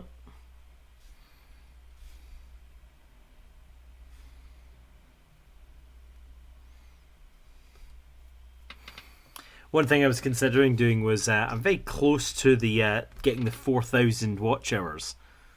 The January is obviously when I started the channel, and then basically in April is when it all fell off a cliff because Ollie came along. But basically what that means is the vast majority of my hours are in January, February and March. So what I have to do is I have to reach the 4,000 watch hours for January. And I've got 150 to go. So one of the things I was thinking of doing was a twofer. I've always wanted to do a charity live stream, and I've wanted to do a 24-hour stream. So what I was thinking of is having a goal for example, Cam, the campaign against Living Miserably, for like a goal of like £250, but have a series of different people, YouTubers, non-YouTubers, come on and do challenges. So do a different challenge each hour. So a challenge where you paint a model using your fingers, or a challenge where you have to use a Bob Ross's description of a video to make a little diorama. Like little challenges like that, as well as maybe some challenges about like how well do you know lore and stuff like that. But I was thinking that would be quite cool, because it would be literally 24 hours of watch time. But whether anyone would watch the full thing, but in theory, that might get me the 150 odd watch hours that I need. Or if any of you get really bored, you could just leave the stream playlist on. You know, that's 10 streams. It's like 30 hours right there.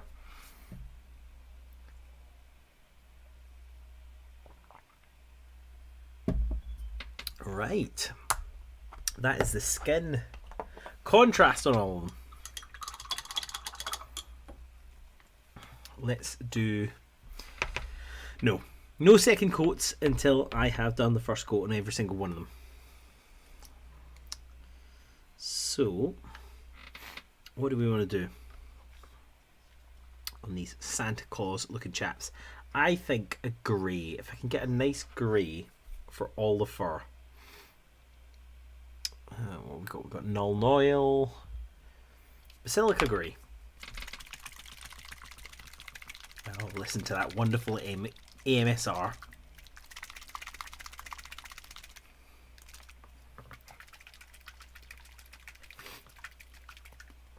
I would attach to my drill and spin it around, but the last time I did that, it wasn't quite on properly and sprayed the wall with black paint. So maybe not.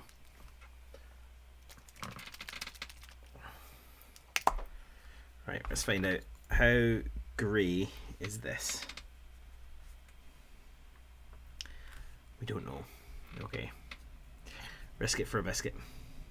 Yep, that works. Just need to make sure, because I've already done several coats on here. I do not want it overrunning. I'm going to find this lady's shield anyway. One of these packets. It doesn't really matter because most of this coat's going to be covered anyway.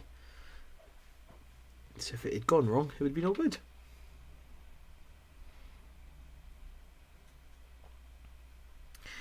Painting's like when you're cleaning your furniture, and you know when it says, "Oh, test it on a spot that nobody can see." It's like that. Paint your test bit of paint on a bit that is going to get covered up anyway.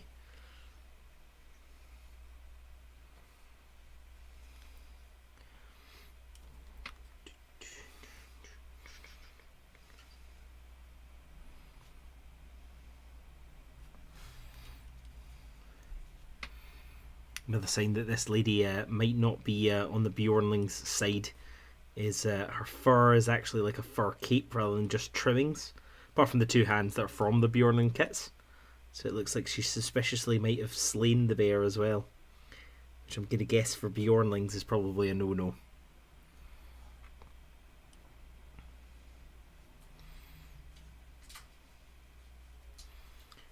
I can't remember if it distinctly says. I know that in the Hobbit he has bees and they have bread and honey and stuff like that, but I don't remember if it says that you can't eat any of the animals. I can't remember that.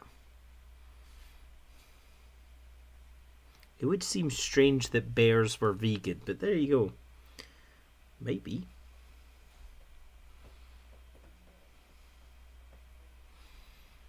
It reminds me of one of my favourite characters from the Dogs of War, from the Age of Warhammer Old World, as it's now called.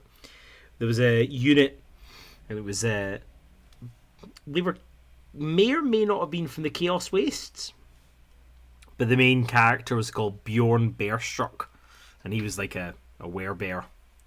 But all of his people were slightly affected, so they had like bear teeth or bear claws instead of hands and stuff like that. But that was a really cool unit.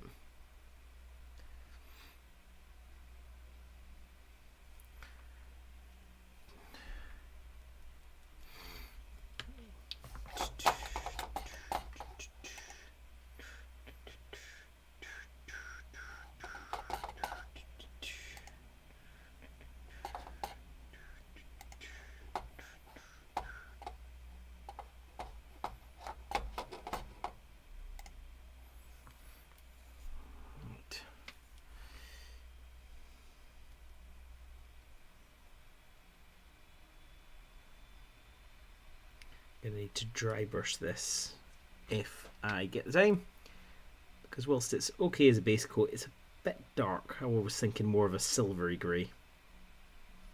And also, now I've painted this bit, I can see this great big bit that I've missed. Good, good.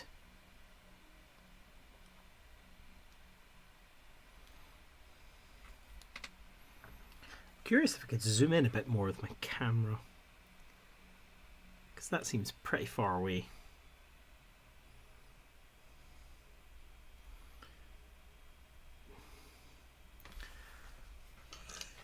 Take a wee second. Bless you. Take a wee second, see if I can't zoom in.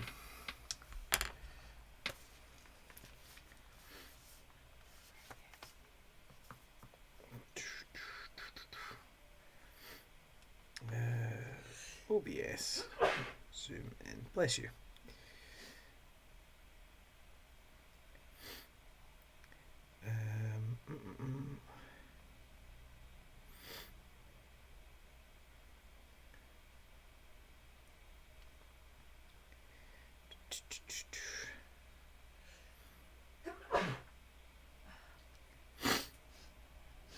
Used to be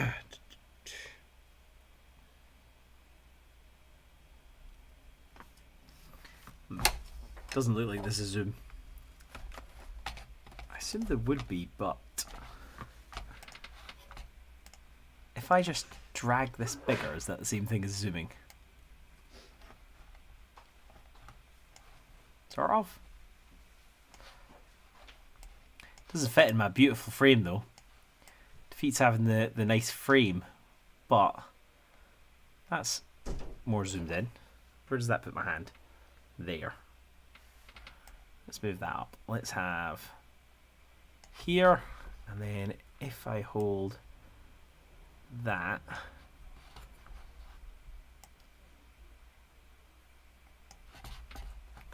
there you go. That's a bit more zoomed in, isn't it? Just going out off the top of the screen, annoyingly. Let's crop that.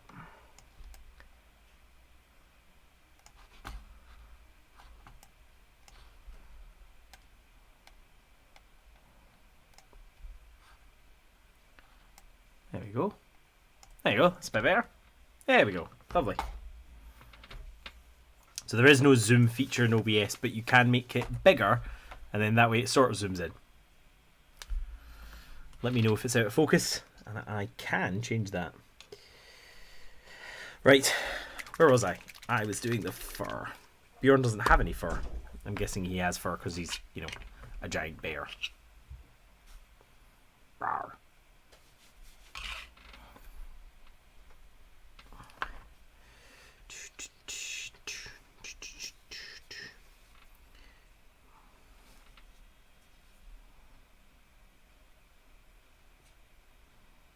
I mean, the fact that they're wearing fur around their boot cuffs as well makes it look like they're wearing Uggs. I mean, they'll be comfy at least.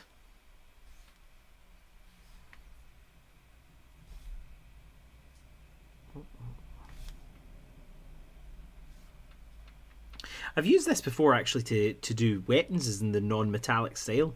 Do I dare do it over the top? No, that was a terrible idea. It's a bit too dark. But I have done it just on a zenithal, like quite a thin coat. And it did sort of look like zenithal. Sorry, non-metallic metal. That could work. If I just sort of feather it out. So there's a thin coat over the bit apart from the edge. That could work. Yeah, that could definitely work. I like that.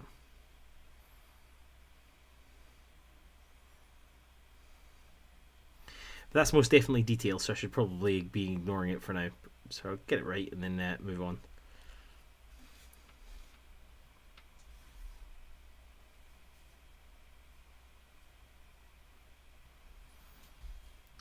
Anyway, fur. Boot fur. Not weapons.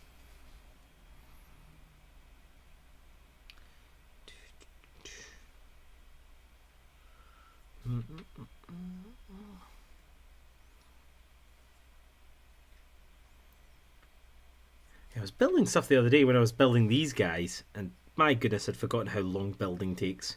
It's like when I did the stream building the Roman legionaries. It's just taking forever.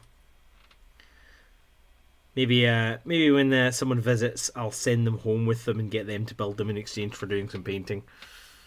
Because, man, it took so long. It's definitely something I've considered as paying someone on Fiverr to just build and clean models. Because I don't enjoy it. I do not enjoy building and cleaning models.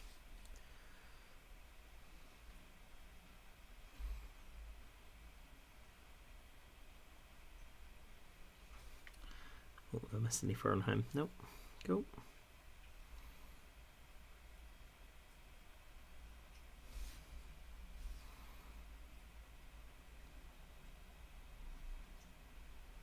It's a shame that they didn't at least sell 4 packs of these. It's basically they've got 2 male bodies, 1 female body. Could they not have done 2 and 2?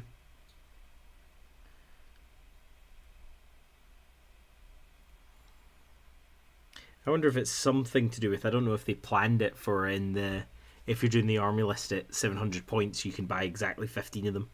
I have no idea if they went to that level of planning. Or if they've just always sold them as 3s.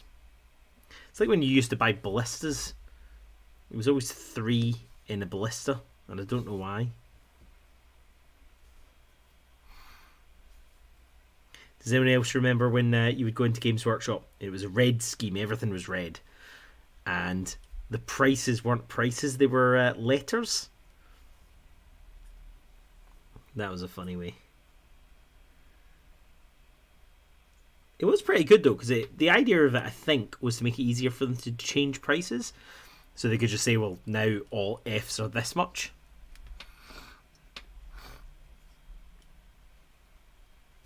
But you could go in and you knew roughly where everything that was going to be in your budget was going to be.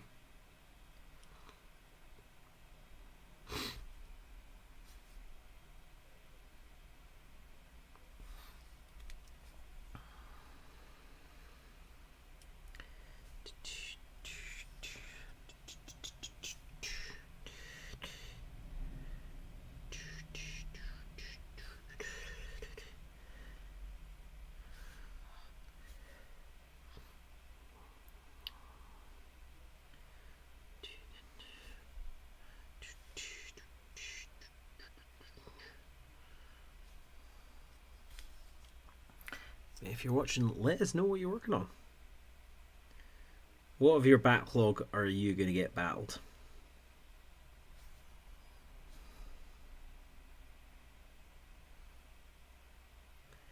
Do you have any armies that are entirely unbuilt? I'm pleased to say with the start of the Romans, I can now say I don't have any army that's not at all started, I think.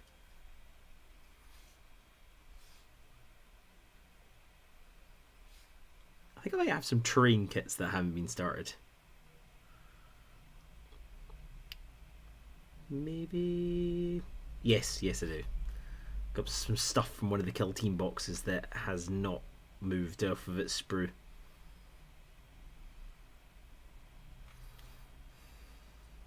I'm trying to decide if this grey is making him look more or less like Santa Claus.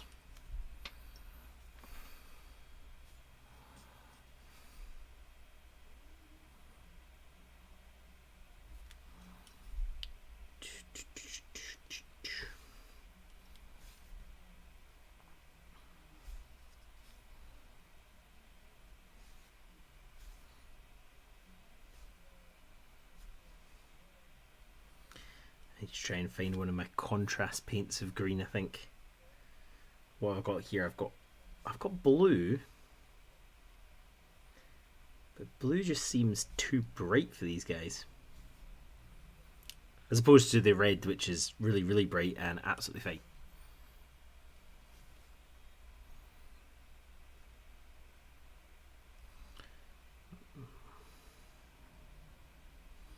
On live streams, do you get adverts? Like, are there adverts interrupting you guys as you're watching?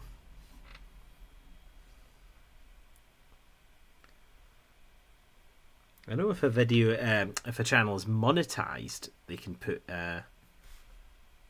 adverts on it. I know they happen before the stream, but did they happen during a stream? Like, do you guys just get randomly interrupted with an ad roll? If so, no, that's not me. That's YouTube doing that.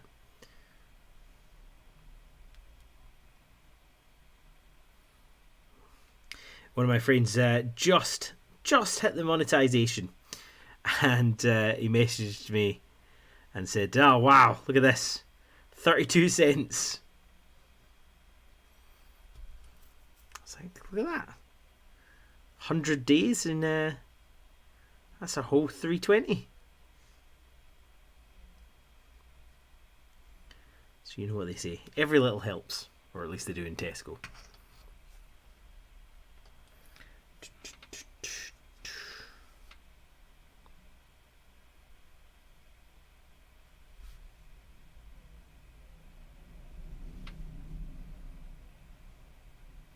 It's funny, the more of the model you paint, the slower you have to do. So it really does become a speed thing that just trails off. You just end up going slower and slower as there's more and more paint. You really don't want to have to hit more areas that you're like, no, I'll have to repaint it if I hit it.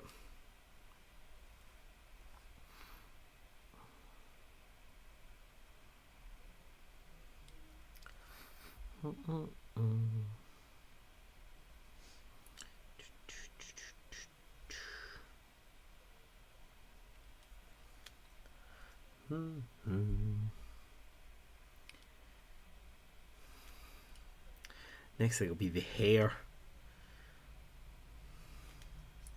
Should I just make them all redheads? Is there anyone that can stop me? I mean, they said that they wanted something that would make the army look like their cohesive unit. If I make every single one a redhead? I might. I can always repaint the hair if I don't like it.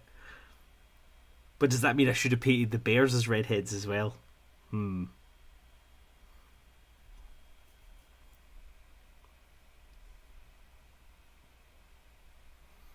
could call them something like the Crimson Corsairs.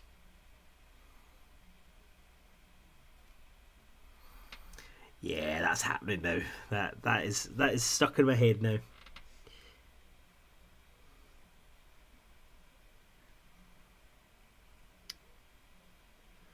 There's a faction in Vanguard, Mantix Vanguard, which is very much Scottish Highlanders. They would definitely suit from that.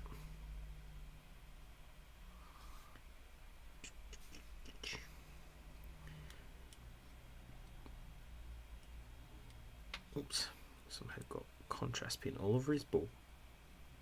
Sorry, dude.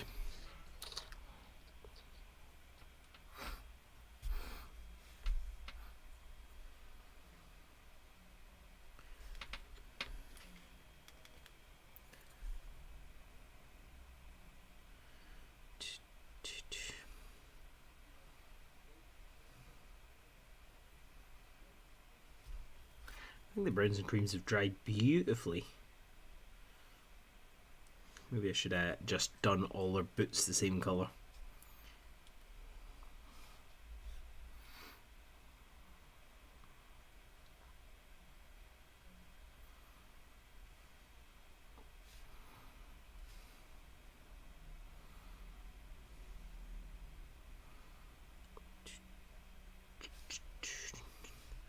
Is anyone else looking forward to Space Marine 2? Did anyone play the original?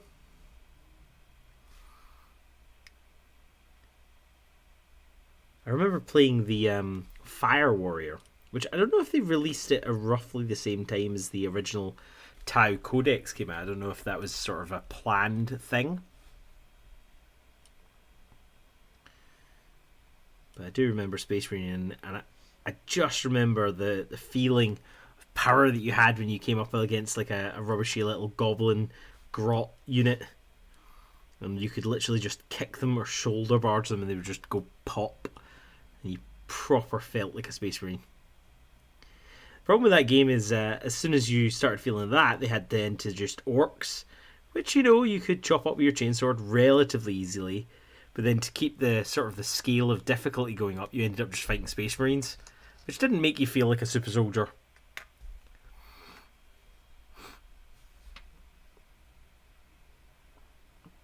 So that's the thing. If you're gonna make me a game where I'm playing a Space Marine, I want to feel like a superhuman warrior. And if you put me against other superhuman warriors, I just feel like just a normal warrior.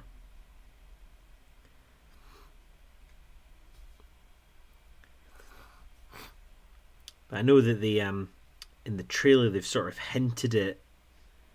I mean, they always hinted the fact that he'd survived at the end of the first one. I mean, it's kind of obvious now there's a second one coming out. But they've sort of hinted that he might be a Primaris, which will be pretty cool. Because then you should be even tougher. Chris says, all done. Well done. We based all the models. Very cool. And we're, what, an hour to go? And I've still got hair, boots. Oh no, I should have just done them all the same colour scheme. I shouldn't have overthought it. Thank you for all those that voted yes, but it's looking tight. And as I said, funnily enough, the more colours that you add, the slower the steps go. So even if, based on just the last 2 hours... Oh, Discord isn't loading messages. Check your messenger. Let's have a look.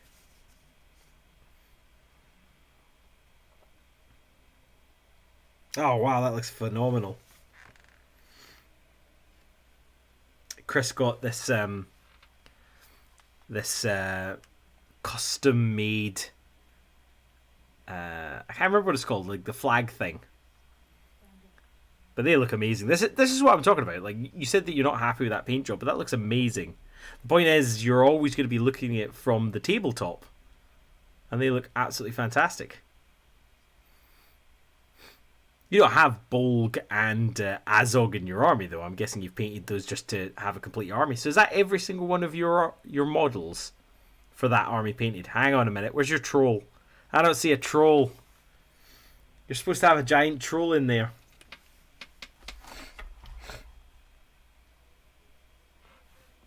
Or is that the whole force that you're getting to take? There's no way that's 750.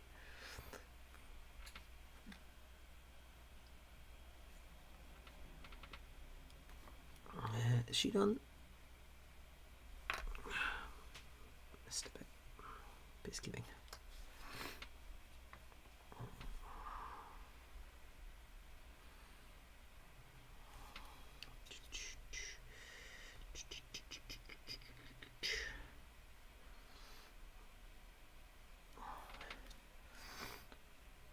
Olga's proxying the keeper of the dungeon. That is a cool model as well, though. You should definitely pick that model up. That's the one that beats up poor Gandalf, isn't it? Or am I getting my movies confused?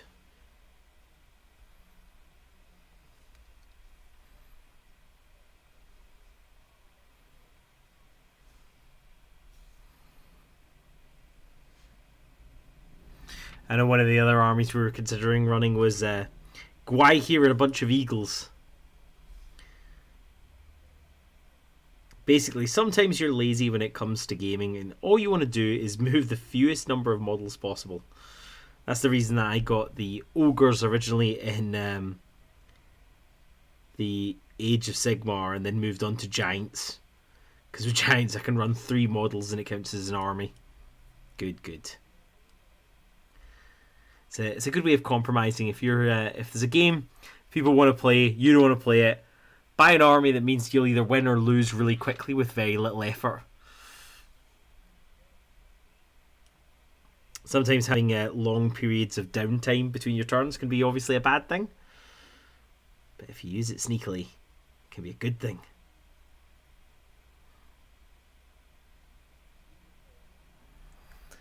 And that's 700 points of Pits of Dol Guldur.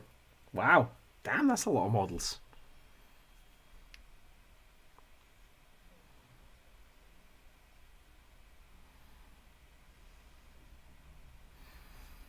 Head count of this poor warband is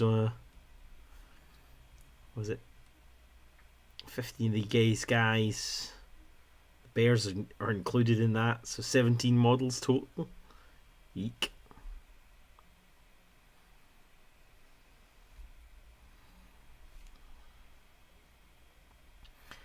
The question is, do you want to run Beorn or do you want to run Grim Beorn? Which bear would you like to be? I think Beorn has slightly higher stats. We can only take 17. Ugh! They won't let us take that extra 10 points. Boo.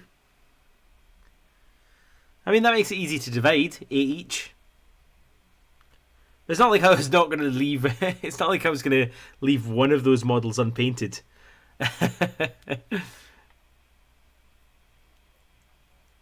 Just choose that model. I'm not going to paint that one model.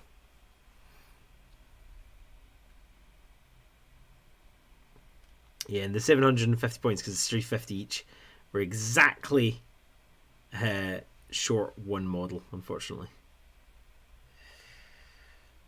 42 models in the pits list. Wow. I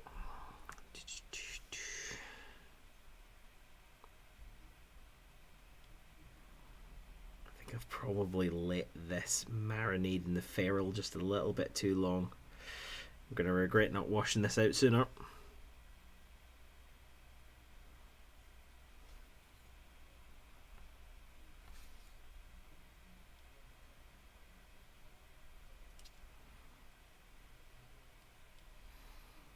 I'm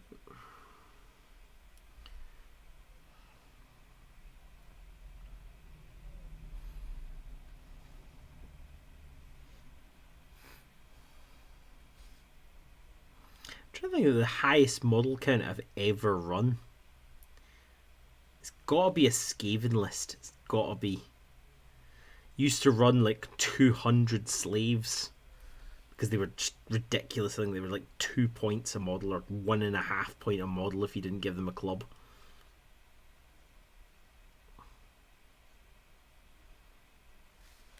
Maybe undead. If you had a really good wizard, you could summon so many.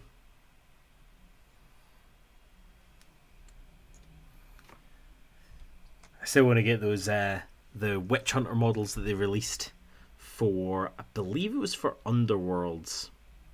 It just screamed so much of Mordheim to me. If they ever re-release Mordheim, or if I play a game of Mordheim, I've got the Cursed City box set that contains that cool Witcher Hunter model, and then if I also get the father-daughter combo, that would easily give you a full warband team.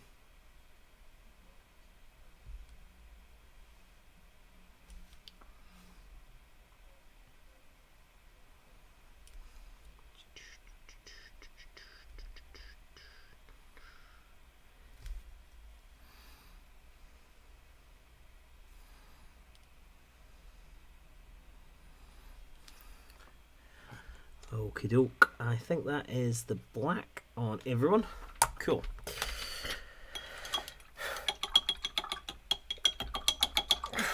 $40 minutes.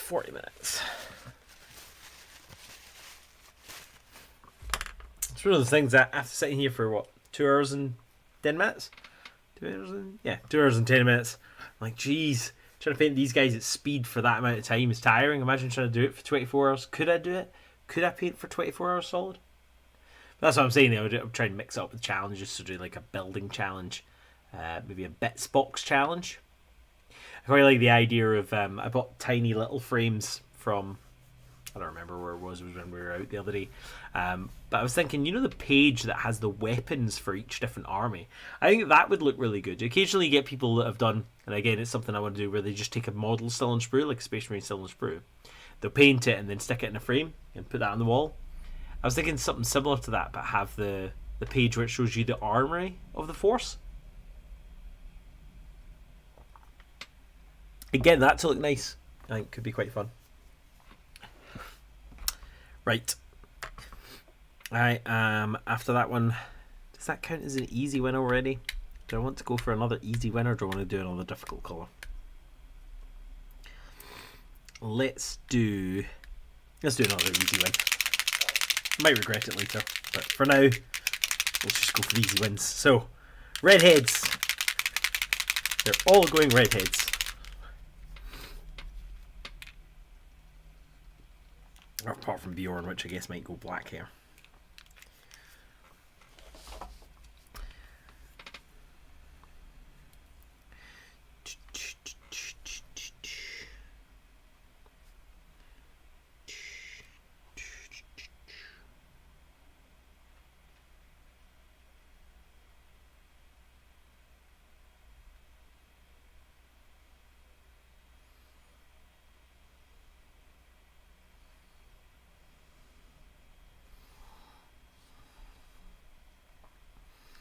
I said this would be an easy one, but actually I've changed my mind. On the first one, and I'm already like, ugh. Painting the angle, choosing the colour's easy because it's just going to be the one colour for all of them.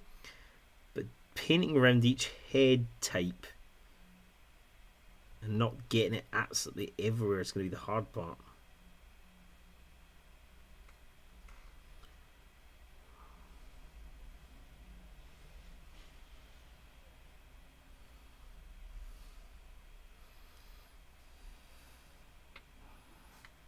Well, the axe dried beautifully there.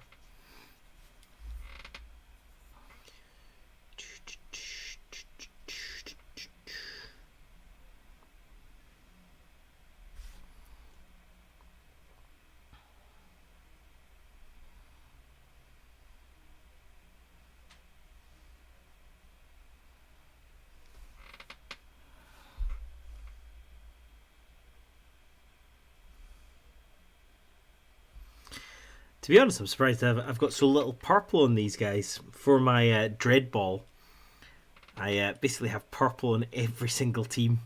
I'm like, right, that's it. I'm just painting every single team purple.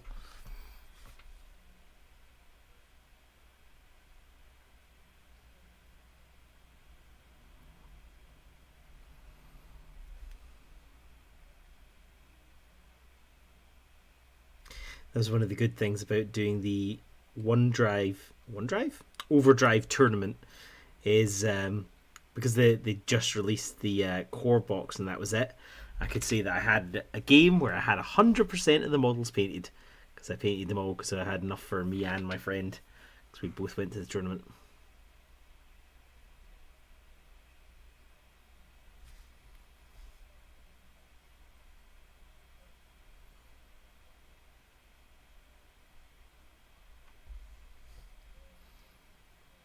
Completely missed part of this guy's face.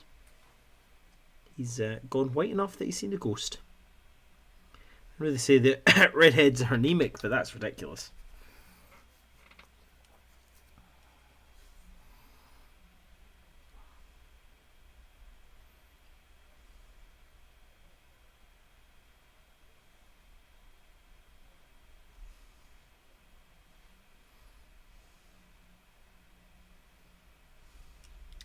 Thing is because this is a fantasy environment, I don't know if I can say that these ones are Scottish because, of course, if they've got dwarves, then you know, it's almost a legal obligation that the dwarves have to be Scottish.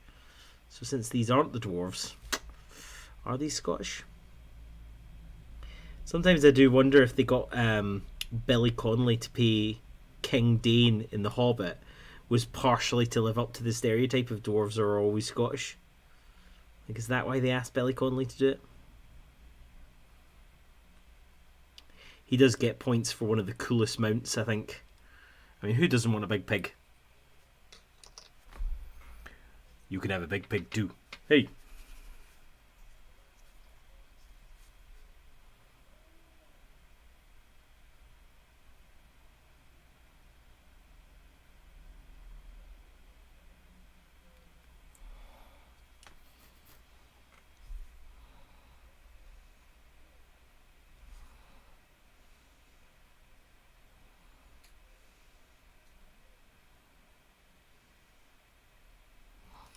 One thing I want to try as well now I've got a new phone, is seeing if I can't use the old phone as a top-down camera. Because of course it has much better autofocus than this webcam does. So that'd be good to see if that works.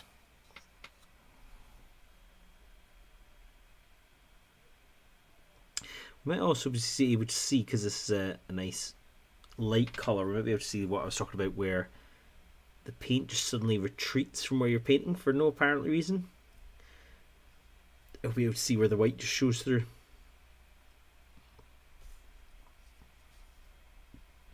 Like I said, the only thing that I've seen similar is when you're trying to base coat a model, like when you're using a rattle can, and if you've not fully washed the resin, the mold release can cause a similar effect, which is interesting. I don't know if that tells us anything about what contrast paints are made of. Was it Juan Hidalgo that made his own? I'm sure I've seen one channel where the guy tried to make contrast paints. Has anyone tried the Vallejo new one though? Because I know Vallejo also released their own, didn't they? Their own equivalent of speed paint.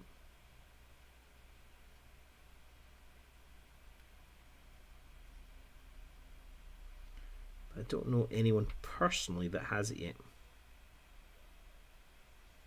Maybe it's not out yet. Maybe it's just in the hands of creators at the moment.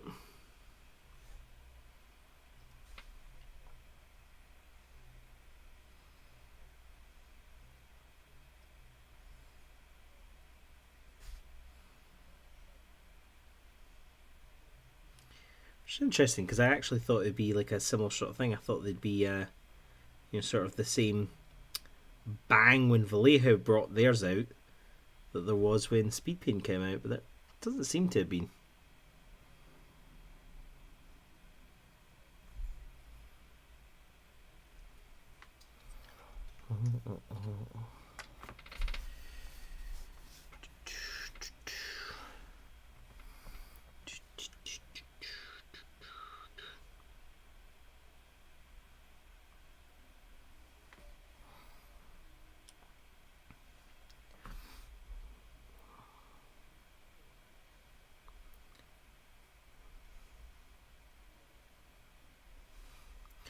this was the right decision. It ties the army together. Like I said, I needed something that would tie them together. And making them all redheads does exactly that. I mean, one of them looks kind of like Merida. It's a shame I took her bow off of her. Decided to give her 2 axes instead because I'd already made a bow moon. I should just embrace it and repaint her with the green.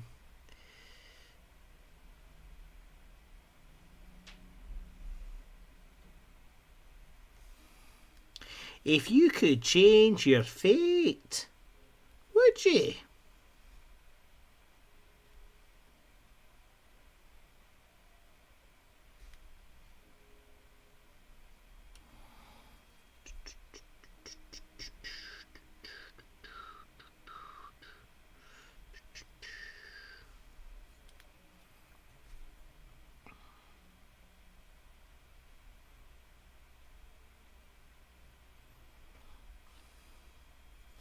Has anyone played any new games recently? I don't think I've played anything new since Moonstone. Apart from when I trialed one, there was a game called Half Tilt. So if you didn't know, Games Workshop had a game that they brought out called Full Tilt, which was released sort of around at the same time as Bretonia got their new metal models. And it was a White Dwarf one. And you got to have knights, and they would upgrade. They would level up, and then you would do jousting. So what you rolled is what you hit. But it's TT Combat, which I didn't realize this, and you might not know it either. But TT Combat is actually the publishing arm of Troll Trader. So if you've ever bought used miniatures from Troll Trader, formerly on eBay but now can be found on their own website, they're actually the same in TT Combat, or one and the same, which I thought was very cool. I didn't know that. I bought stuff from TT Combat, but yeah, I didn't realise that they were Troll Trader. But yeah, they're bringing out a game called Half Tilt, which is all halflings. So each of them has different stats for like how good they are at defense, how good they are at attack. And when you roll your attack dice, they cancel each other out. And then your defense dice obviously come in and try and save you from it. But you've got like skill, you've got like luck, you've got like endurance. And they're also all riding different animals. So you've got like a cockerel, you've got like a pig, dragon, etc. It was really fun, and the guy said something like it was like £40 for the starter set, and when they released that, it would also include the extra knights, which I thought was pretty darn good. It includes all the little terrain as well, which is a little jousting field, which that's cool.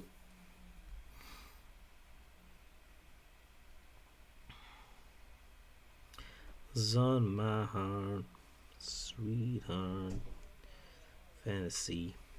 I was listening to the latest Gaunt's Ghosts.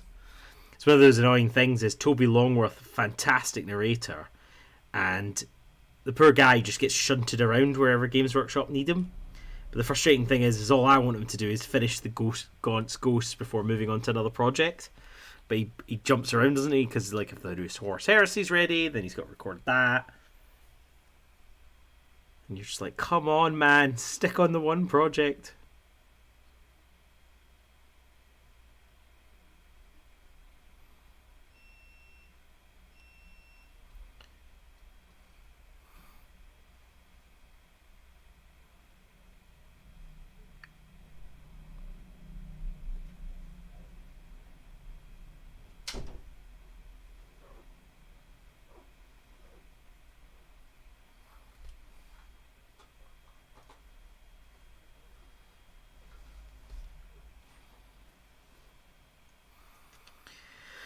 Right, now I'm close to Bjorn. I'm going to resist it. I've decided he's not going to be... Everyone else is going to be a redhead, apart from Grim Bjorn and Bjorn.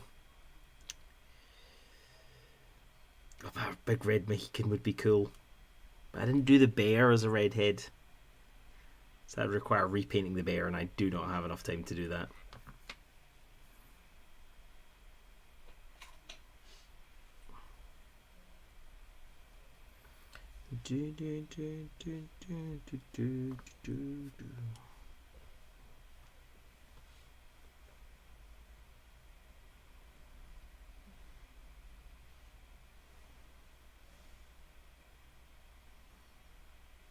I really like these Dunland hero models. They're so nice.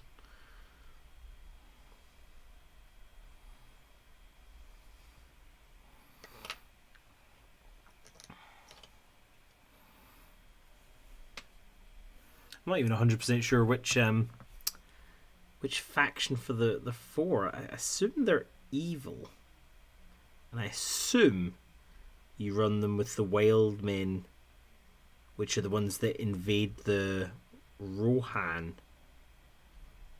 You have the boy and his sister like run away from them. I assume that's what faction they're from, but I couldn't tell you. So I think they're part of Isengard force.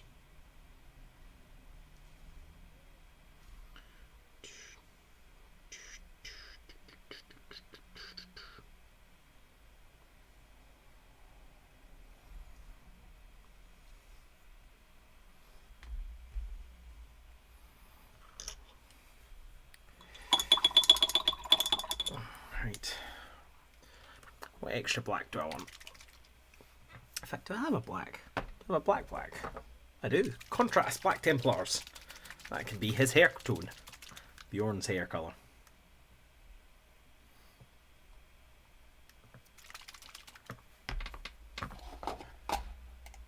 Need some energetic music for the last bit.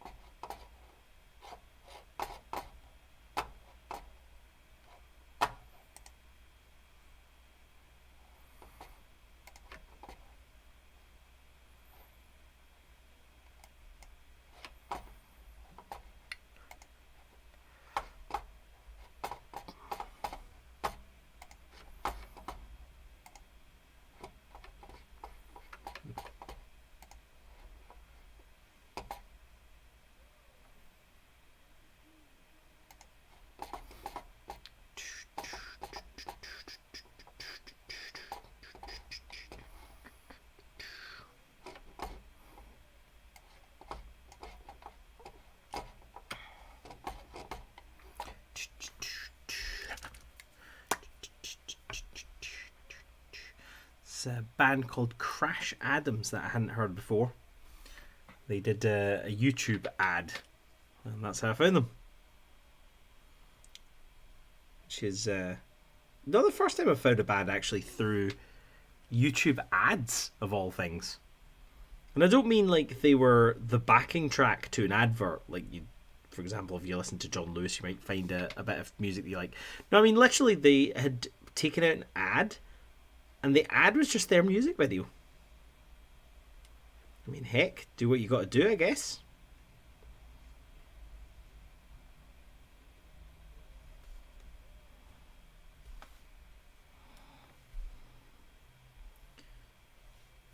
This is where someone's now going to tell me that Bjorn's actually got brown hair. But I'm assuming since he's a big black bear, he has black hair. In the graphic novel, he has black hair. Big black beard. I don't know if it's canonical that, like, was he, the fact that he's in chains in that movie, was he captured somewhere? Was he enslaved by the orcs? I don't know.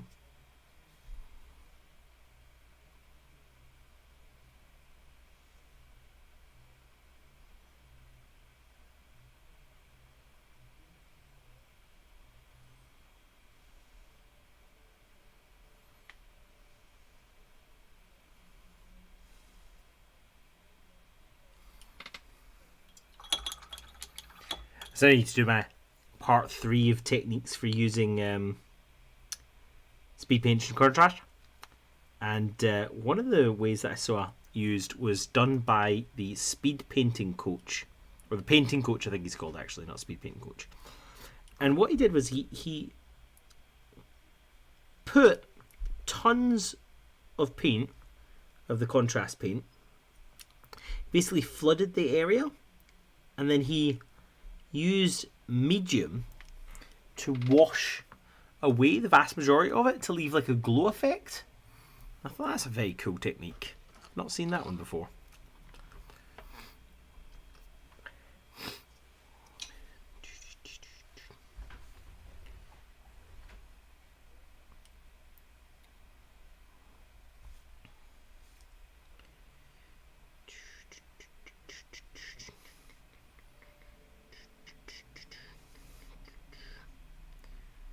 Good old black.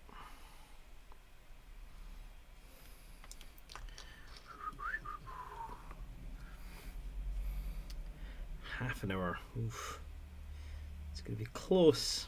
Definitely not getting the bases done tonight, but that's what tomorrow's for.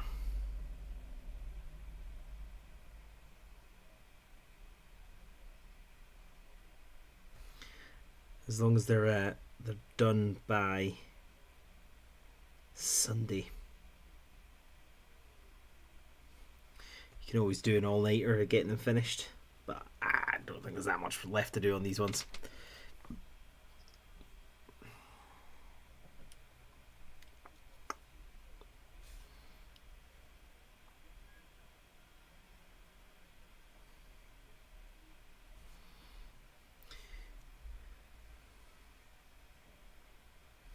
I'm trying desperately after watching Miniac's video about it to use a much bigger brush.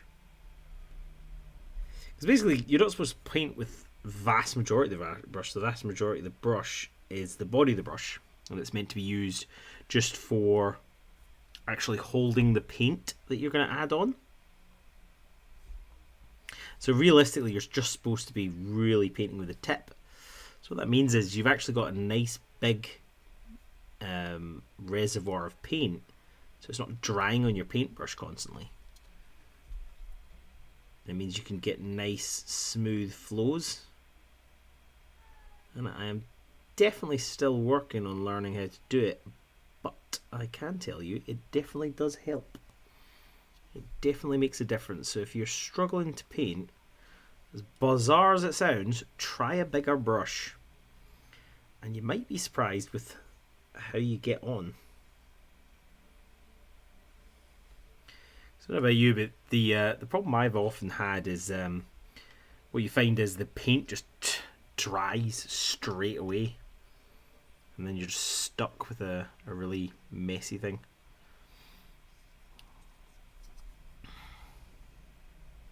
They have honey sticks and dippers. They've got little pots of honey, and then the honey dipper, so it's almost like a pine cone, has loads of like gaps for the honey to run into. That's hilarious. I didn't notice that. That's really cool. I like that.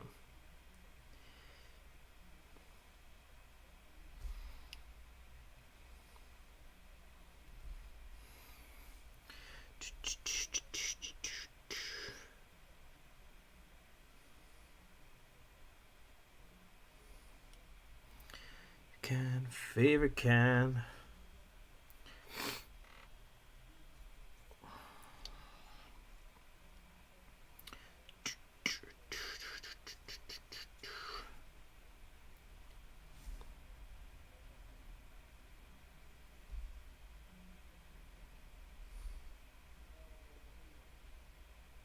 Yeah, I should have just done all of these belts and buckles. They're on the jacket. I should have done them just the same colour as the jacket when I was doing the jacket, so I wouldn't have to come in and paint them all carefully later. Remember, you can always upgrade a paint job. In fact, having models like that is something that some people actually recommend, having different projects at different levels, so that you can have something to suit your sort of mental energy. So if you're like, you know what, I cannot bring myself to think of paint schemes, you could do it like that.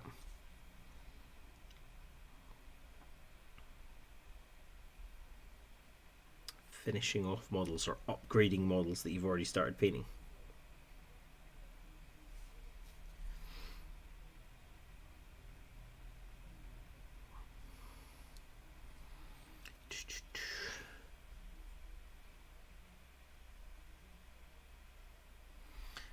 still tempted to do all of the wood the same colour. Because again, it's sort of another unifying colour. I'm tempted to do the bone. I like the idea of it maybe being you or something like that. And so all our weapons are made of the same weapons, the same trees. Which makes sense for a bunch of lumberjacks. Because he's a lumberjack and he's okay.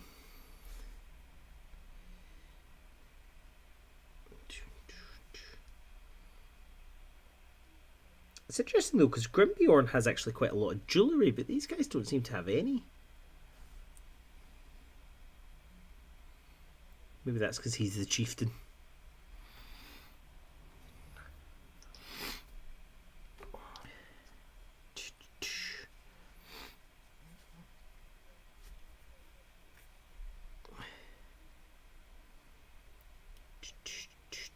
Yeah, I think I'm probably going to do them. Going to do all the weapons as sort of a creamy yellow.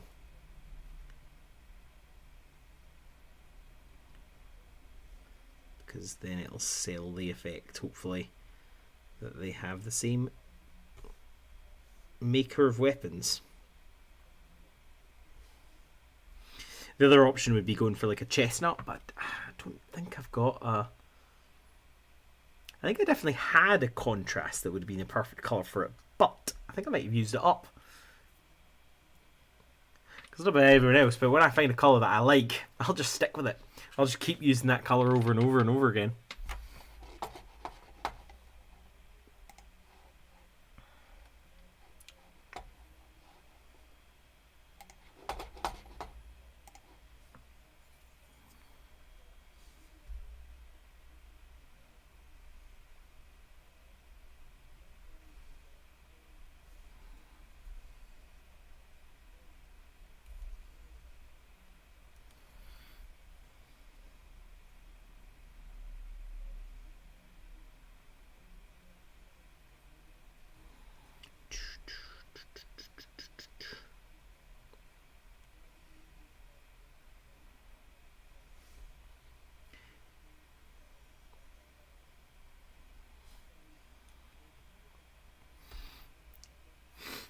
Yeah, the trick of using this in the battle reports that I've seen apparently is when you change into the bear. You can only do it once a turn, so you can only turn into the bear or turn back into human, so you can't just like do it willy-nilly. Which I absolutely would have loved the idea that you can pick and choose, because can you imagine sprinting towards a gap in the line, and they're like, oh, it's just one guy, and then just firing the guy through the gap in the line, and then immediately turning into a bear and attacking them? That would be pretty funny. But sadly not. You have to do it at the beginning of the move. Boo. Although I do like the displacement. So you can actually, like, when you transform into the bear, if someone's in your way, just shunt them to the side. Be like, move.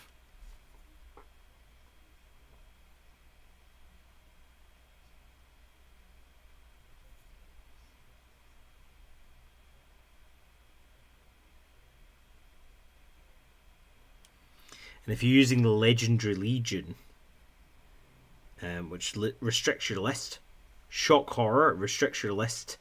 So from the 3 units you're allowed to choose from, Beorn, Grimborn, and Beornlings, you can only choose Beorn, Grimborn, and Beornlings. So it's basically you're just going to always take the Legendary Legion. Even if you just got one bear, you're going to take the Legendary Legion. But what it does is a couple of things. Firstly, it gives you magic resist, which means that basically your guys are better at resisting magic attacks. So if someone tries to mind control them or something like that, you get a free defense dice, whereas most of the time you would need to spend something called Fate to get that. So that's obviously handy. You also get to be able to use Beorn as a leader, which, as you can imagine beforehand, means yes, you got a big powerful bear,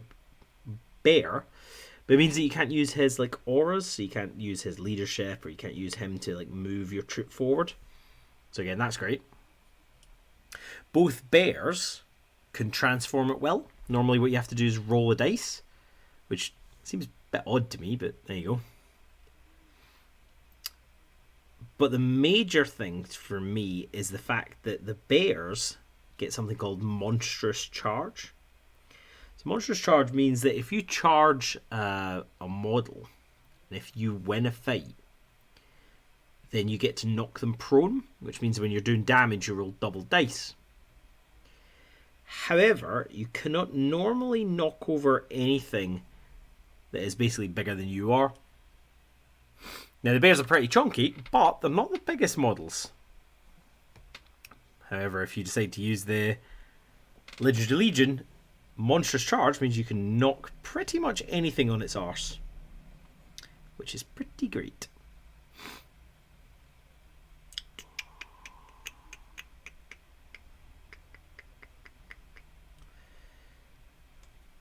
Who doesn't like a big scary bear?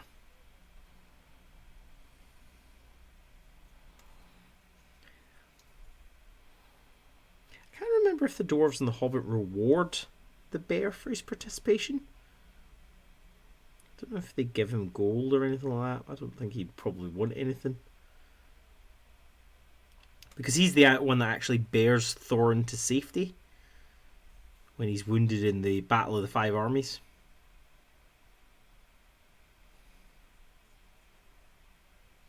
So, I mean, if you're going to reward someone, I feel like the guy who...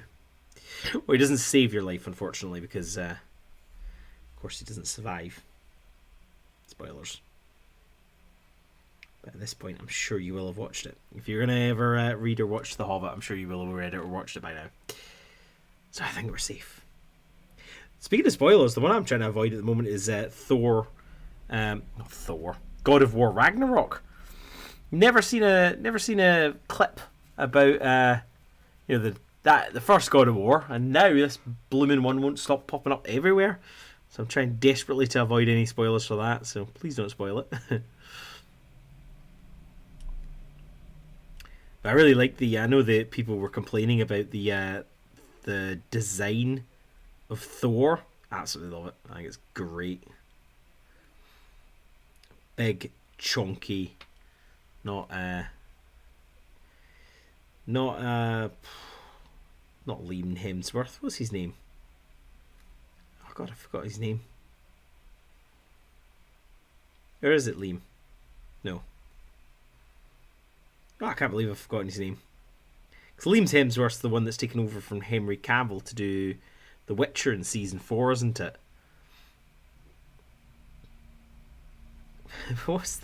Of the two, how could I have remembered the least famous Hemsworth? Can you remember who it is? Thor?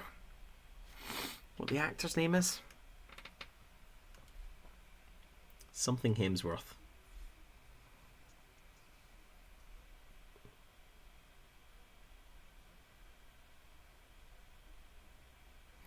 Painting the bit that I forgot earlier. This should really be brown, but I figure if I paint it black, nobody will notice.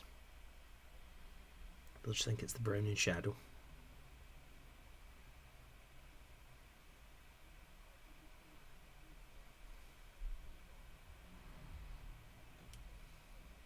I found that the speed paints mixed better than the contrast paints did. I could mix it with more things, whereas with the contrast paints I found that if I mixed it with pretty much anything it would like weaken the effects of it, if that makes sense. Like its pulling effect would be diluted, which makes sense because obviously they've formulated it in a particular way. Right. 16 minutes. It's not looking good. I'll be so close though.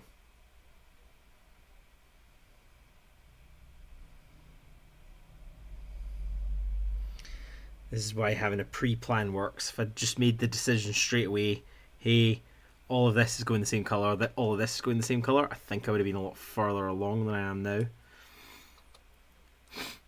As is, there's a scattering of colours on most of the models that still needs done.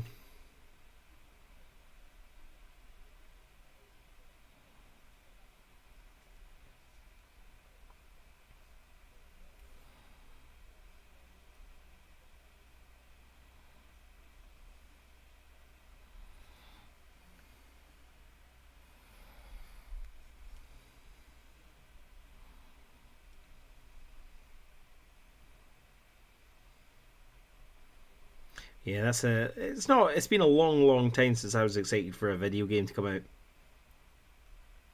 I'm also interested in Diablo 4. I completed Diablo 3 on the hardest difficulty. And then I don't know if Torment levels had been released yet. I think they might have been. I'm sorry to say that I had no interest. I like to play a game through once on the normal difficulty. I'll play it through once on the hardest difficulty. I'm not going to do several layers of difficulties though. I hate it when a game's like, oh, you've completed hard mode, you've unlocked ultra hard. Yeah, no, that's not happening. Don't want to do that. Right, let's do all the weapons the same colour. So that was the pallid bone. Still got a yellow I could use, but I don't really want to add more colours to this. I'll probably use the browns to fill in the rest of the colours that I need. Just need to choose where they're going. Right, all the weapons are going bone colour. What is this random dot? Go away. Shoo. Oh, I've missed some of the weapons as well, the little ones on the backs. Rats.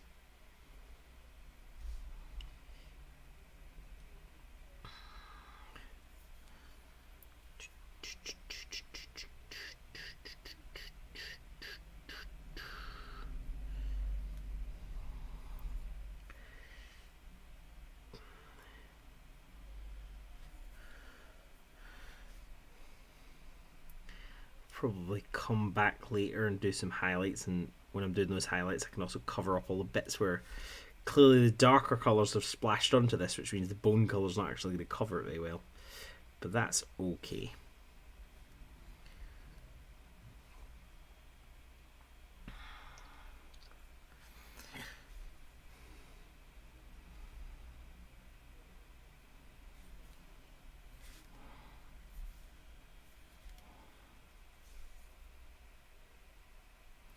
I think even in the airbrush, even if my airbrush had been working, I don't think it would have given me the extra time that I'm going to need. It's a shame. I had the delusional idea that I might be able to even do the airbrush at the bases, but that is not happening.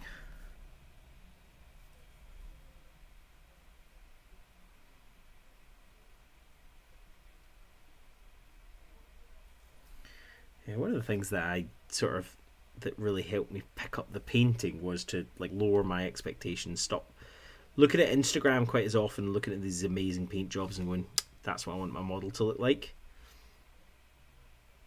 I would also say that it probably brought back some of the enjoyment for painting.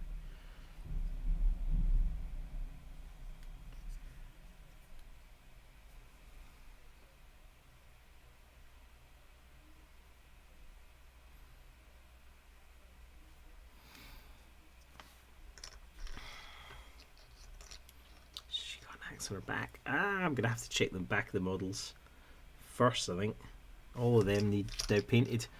No, more work is not what I wanted to be discovering.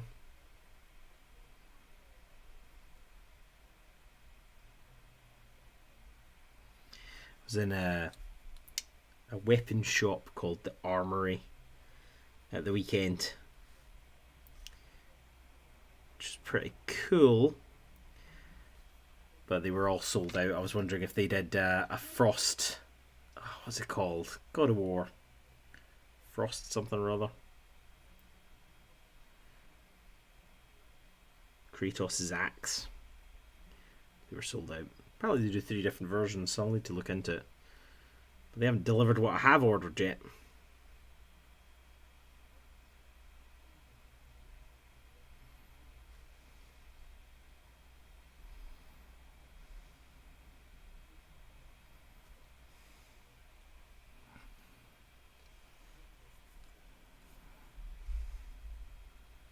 Oh, did I lose the arrows off one of these? No?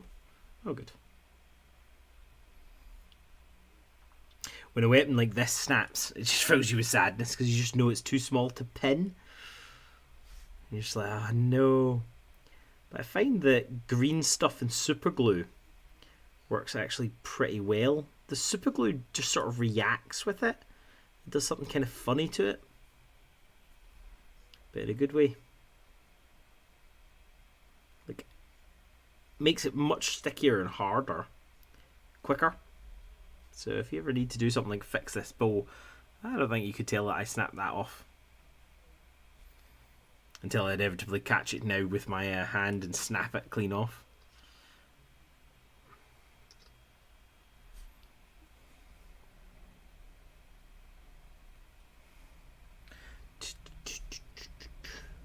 So as we're on the last stretch, last 10 minutes, what is everyone achieved in the last 3 hours? Hope you've managed to get some stuff done. Battly old backlog. I told my mate Cal, who's a plumber, different Cal, that was my phrase, and of course he laughed his head off because he was like, a backlog means a blocked toilet. I was, thanks, man, thanks. But I refuse. That's my slogan. Whether it's referring to toilets or referring to the miniatures that we've still got to build and paint, doesn't matter. Battle the backlog.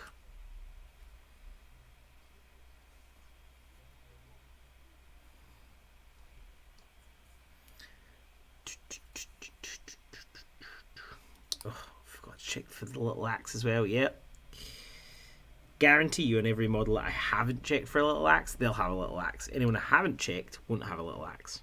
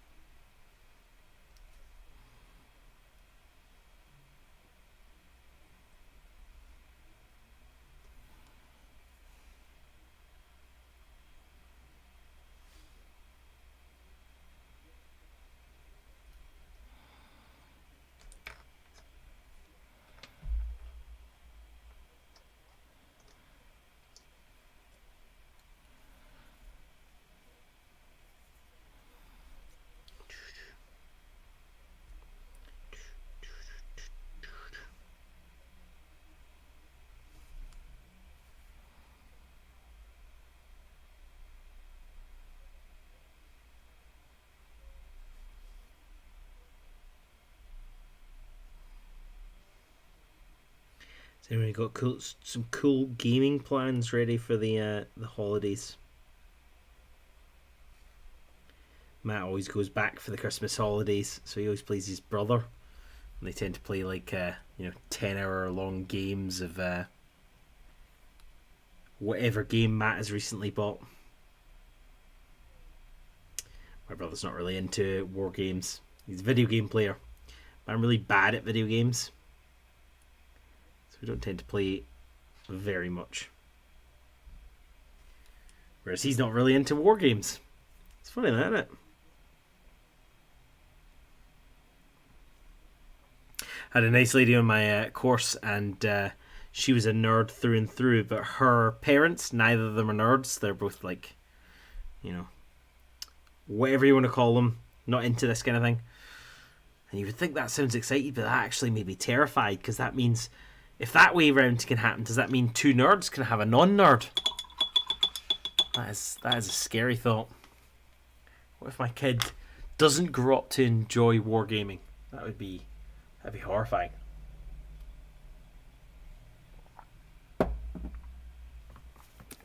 Oh, 6 minutes.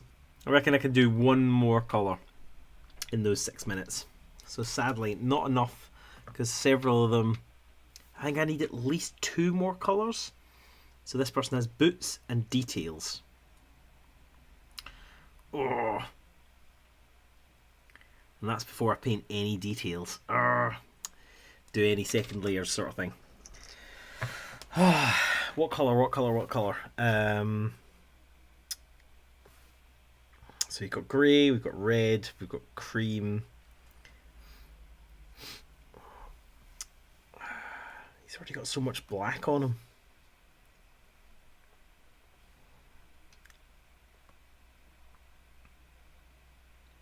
I guess I could do the boots as a sort of cream. Is that too much of the cream? Really, I want just one like pop colour on each model.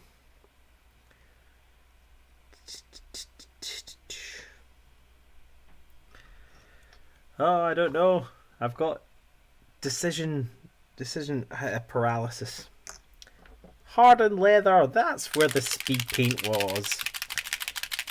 I guess you're getting another shade of brown on you. And if I change my mind, well, that's later Sam's problem. Or maybe blue. Maybe I'll use blue. Who knows?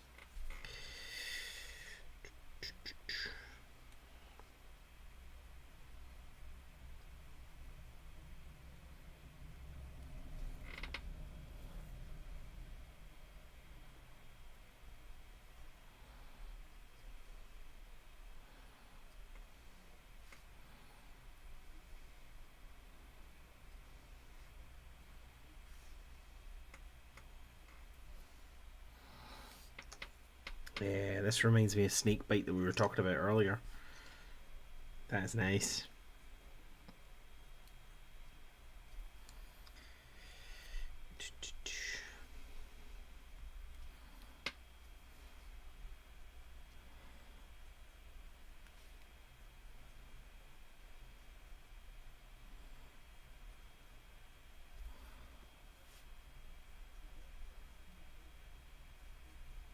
Yeah, you can see how the speed paints on like the contrast sort of just immediately stain the whole thing. Like I'm not having to spend as much time sort of moving the contrast paints around because the speed paint I just slap it straight on. So I think in some regards the speed paint really did do a better job. It out contrasted the idea of the one coat. It's just a shame that the drying time was so long that it makes it seem really like a problem because of reactivation. I guess if you take it at its at face value and you say, look, this is meant to be only one coat, you don't use any other coats, you just paint this one thing on, it lives up absolutely to its sort of its goal.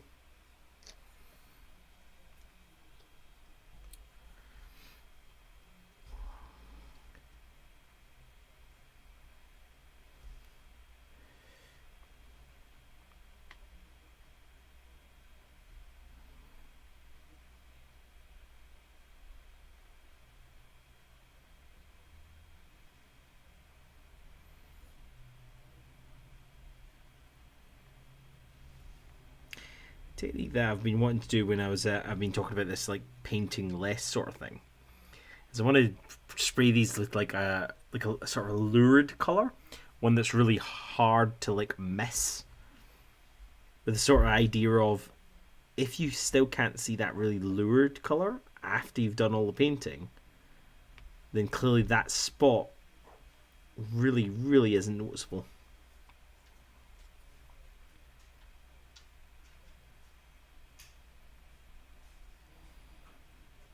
Why has this person got 3 colours undone? That's not what I want to see.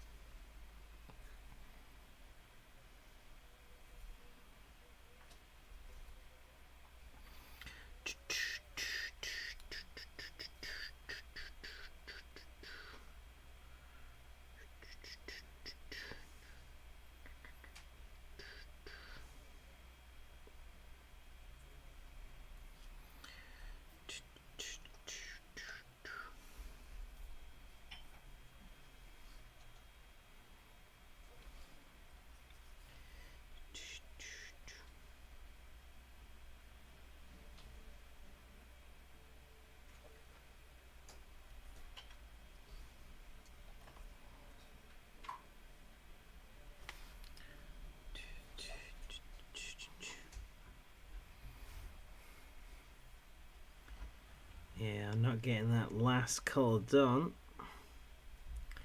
Just gonna run out of time.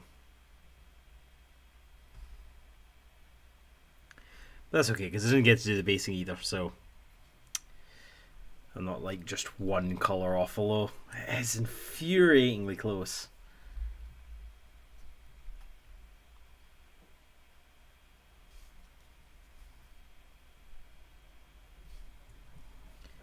A teeny bit better forethought,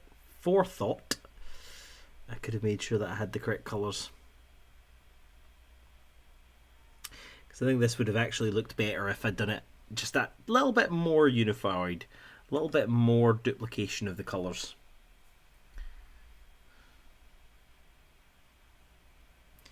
Either that or, like I said, all of those extra diddly bits, just paint them the same colour as the top, so they just blended in.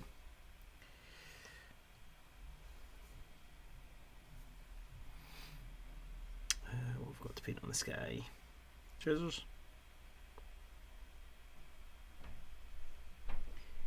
I painted these like I did my massive horde of zombies for Cool Mini or Not's. Not The Walking Dead. Zombicide. And I think that's what's caught me out. Because, of course, with a horde of zombies, your skin tones and your blood, etc., is going to hide all of the sort of the duplication that you're doing. Not quite so with these guys. They deserved a little bit more of a unique treatment.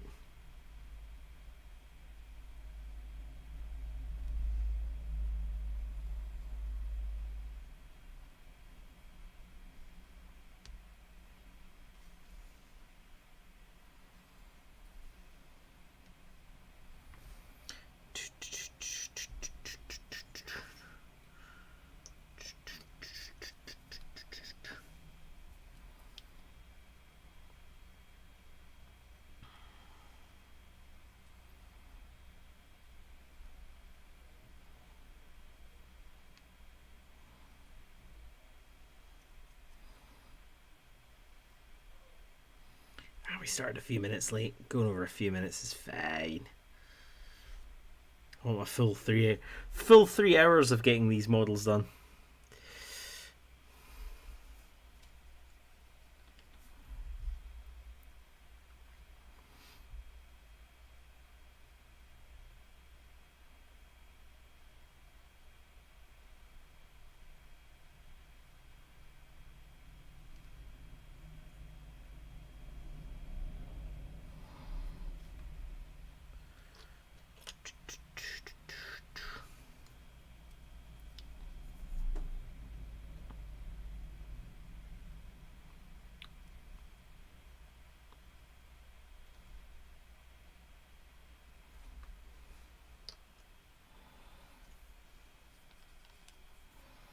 Interesting, this one seems to be drying faster than all the rest. I don't know why. I don't know if it's the colour or am I getting confused with what was a speed paint and what's not.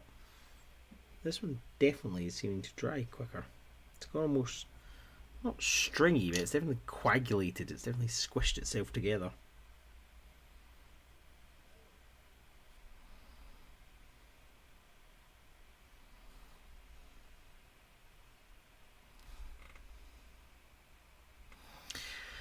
Okay, so I would say I would need another 10 minutes. Another 10 minutes would get me to it, but I'm going to say that I didn't have that. Sadly, didn't quite make it. Very, very close though. Basically, I've got the details unpainted, so if I'd done the details, let's see where it wasn't shot. There we go. So if I'd done the details as well, you can see the belt buckles and whatnot. It's the only thing that I didn't really manage to do. So I think still a right good effort. Got 15 of these chaps. And got almost every colour done on them. Just one more colour left on each of them, as well as the big lad himself. So I've still got the bears to base, And Grimbeorn, I need to replace his axe and make an axe. But apart from that, not bad at all. Thank you so much to all of you for keeping me company. I hope you managed to get some stuff done. Please do put some pictures in the Discord so everyone can see that you're getting stuff done. And yeah, this will be... I think we've got one more stream until the end of the year. And like I said, I'm interested in doing that 24 hours, so hopefully some of you will stick around for some of that. But otherwise, thanks so much for watching, and I'll see you I'll see you later, and remember to battle the backlog. Ta-ra!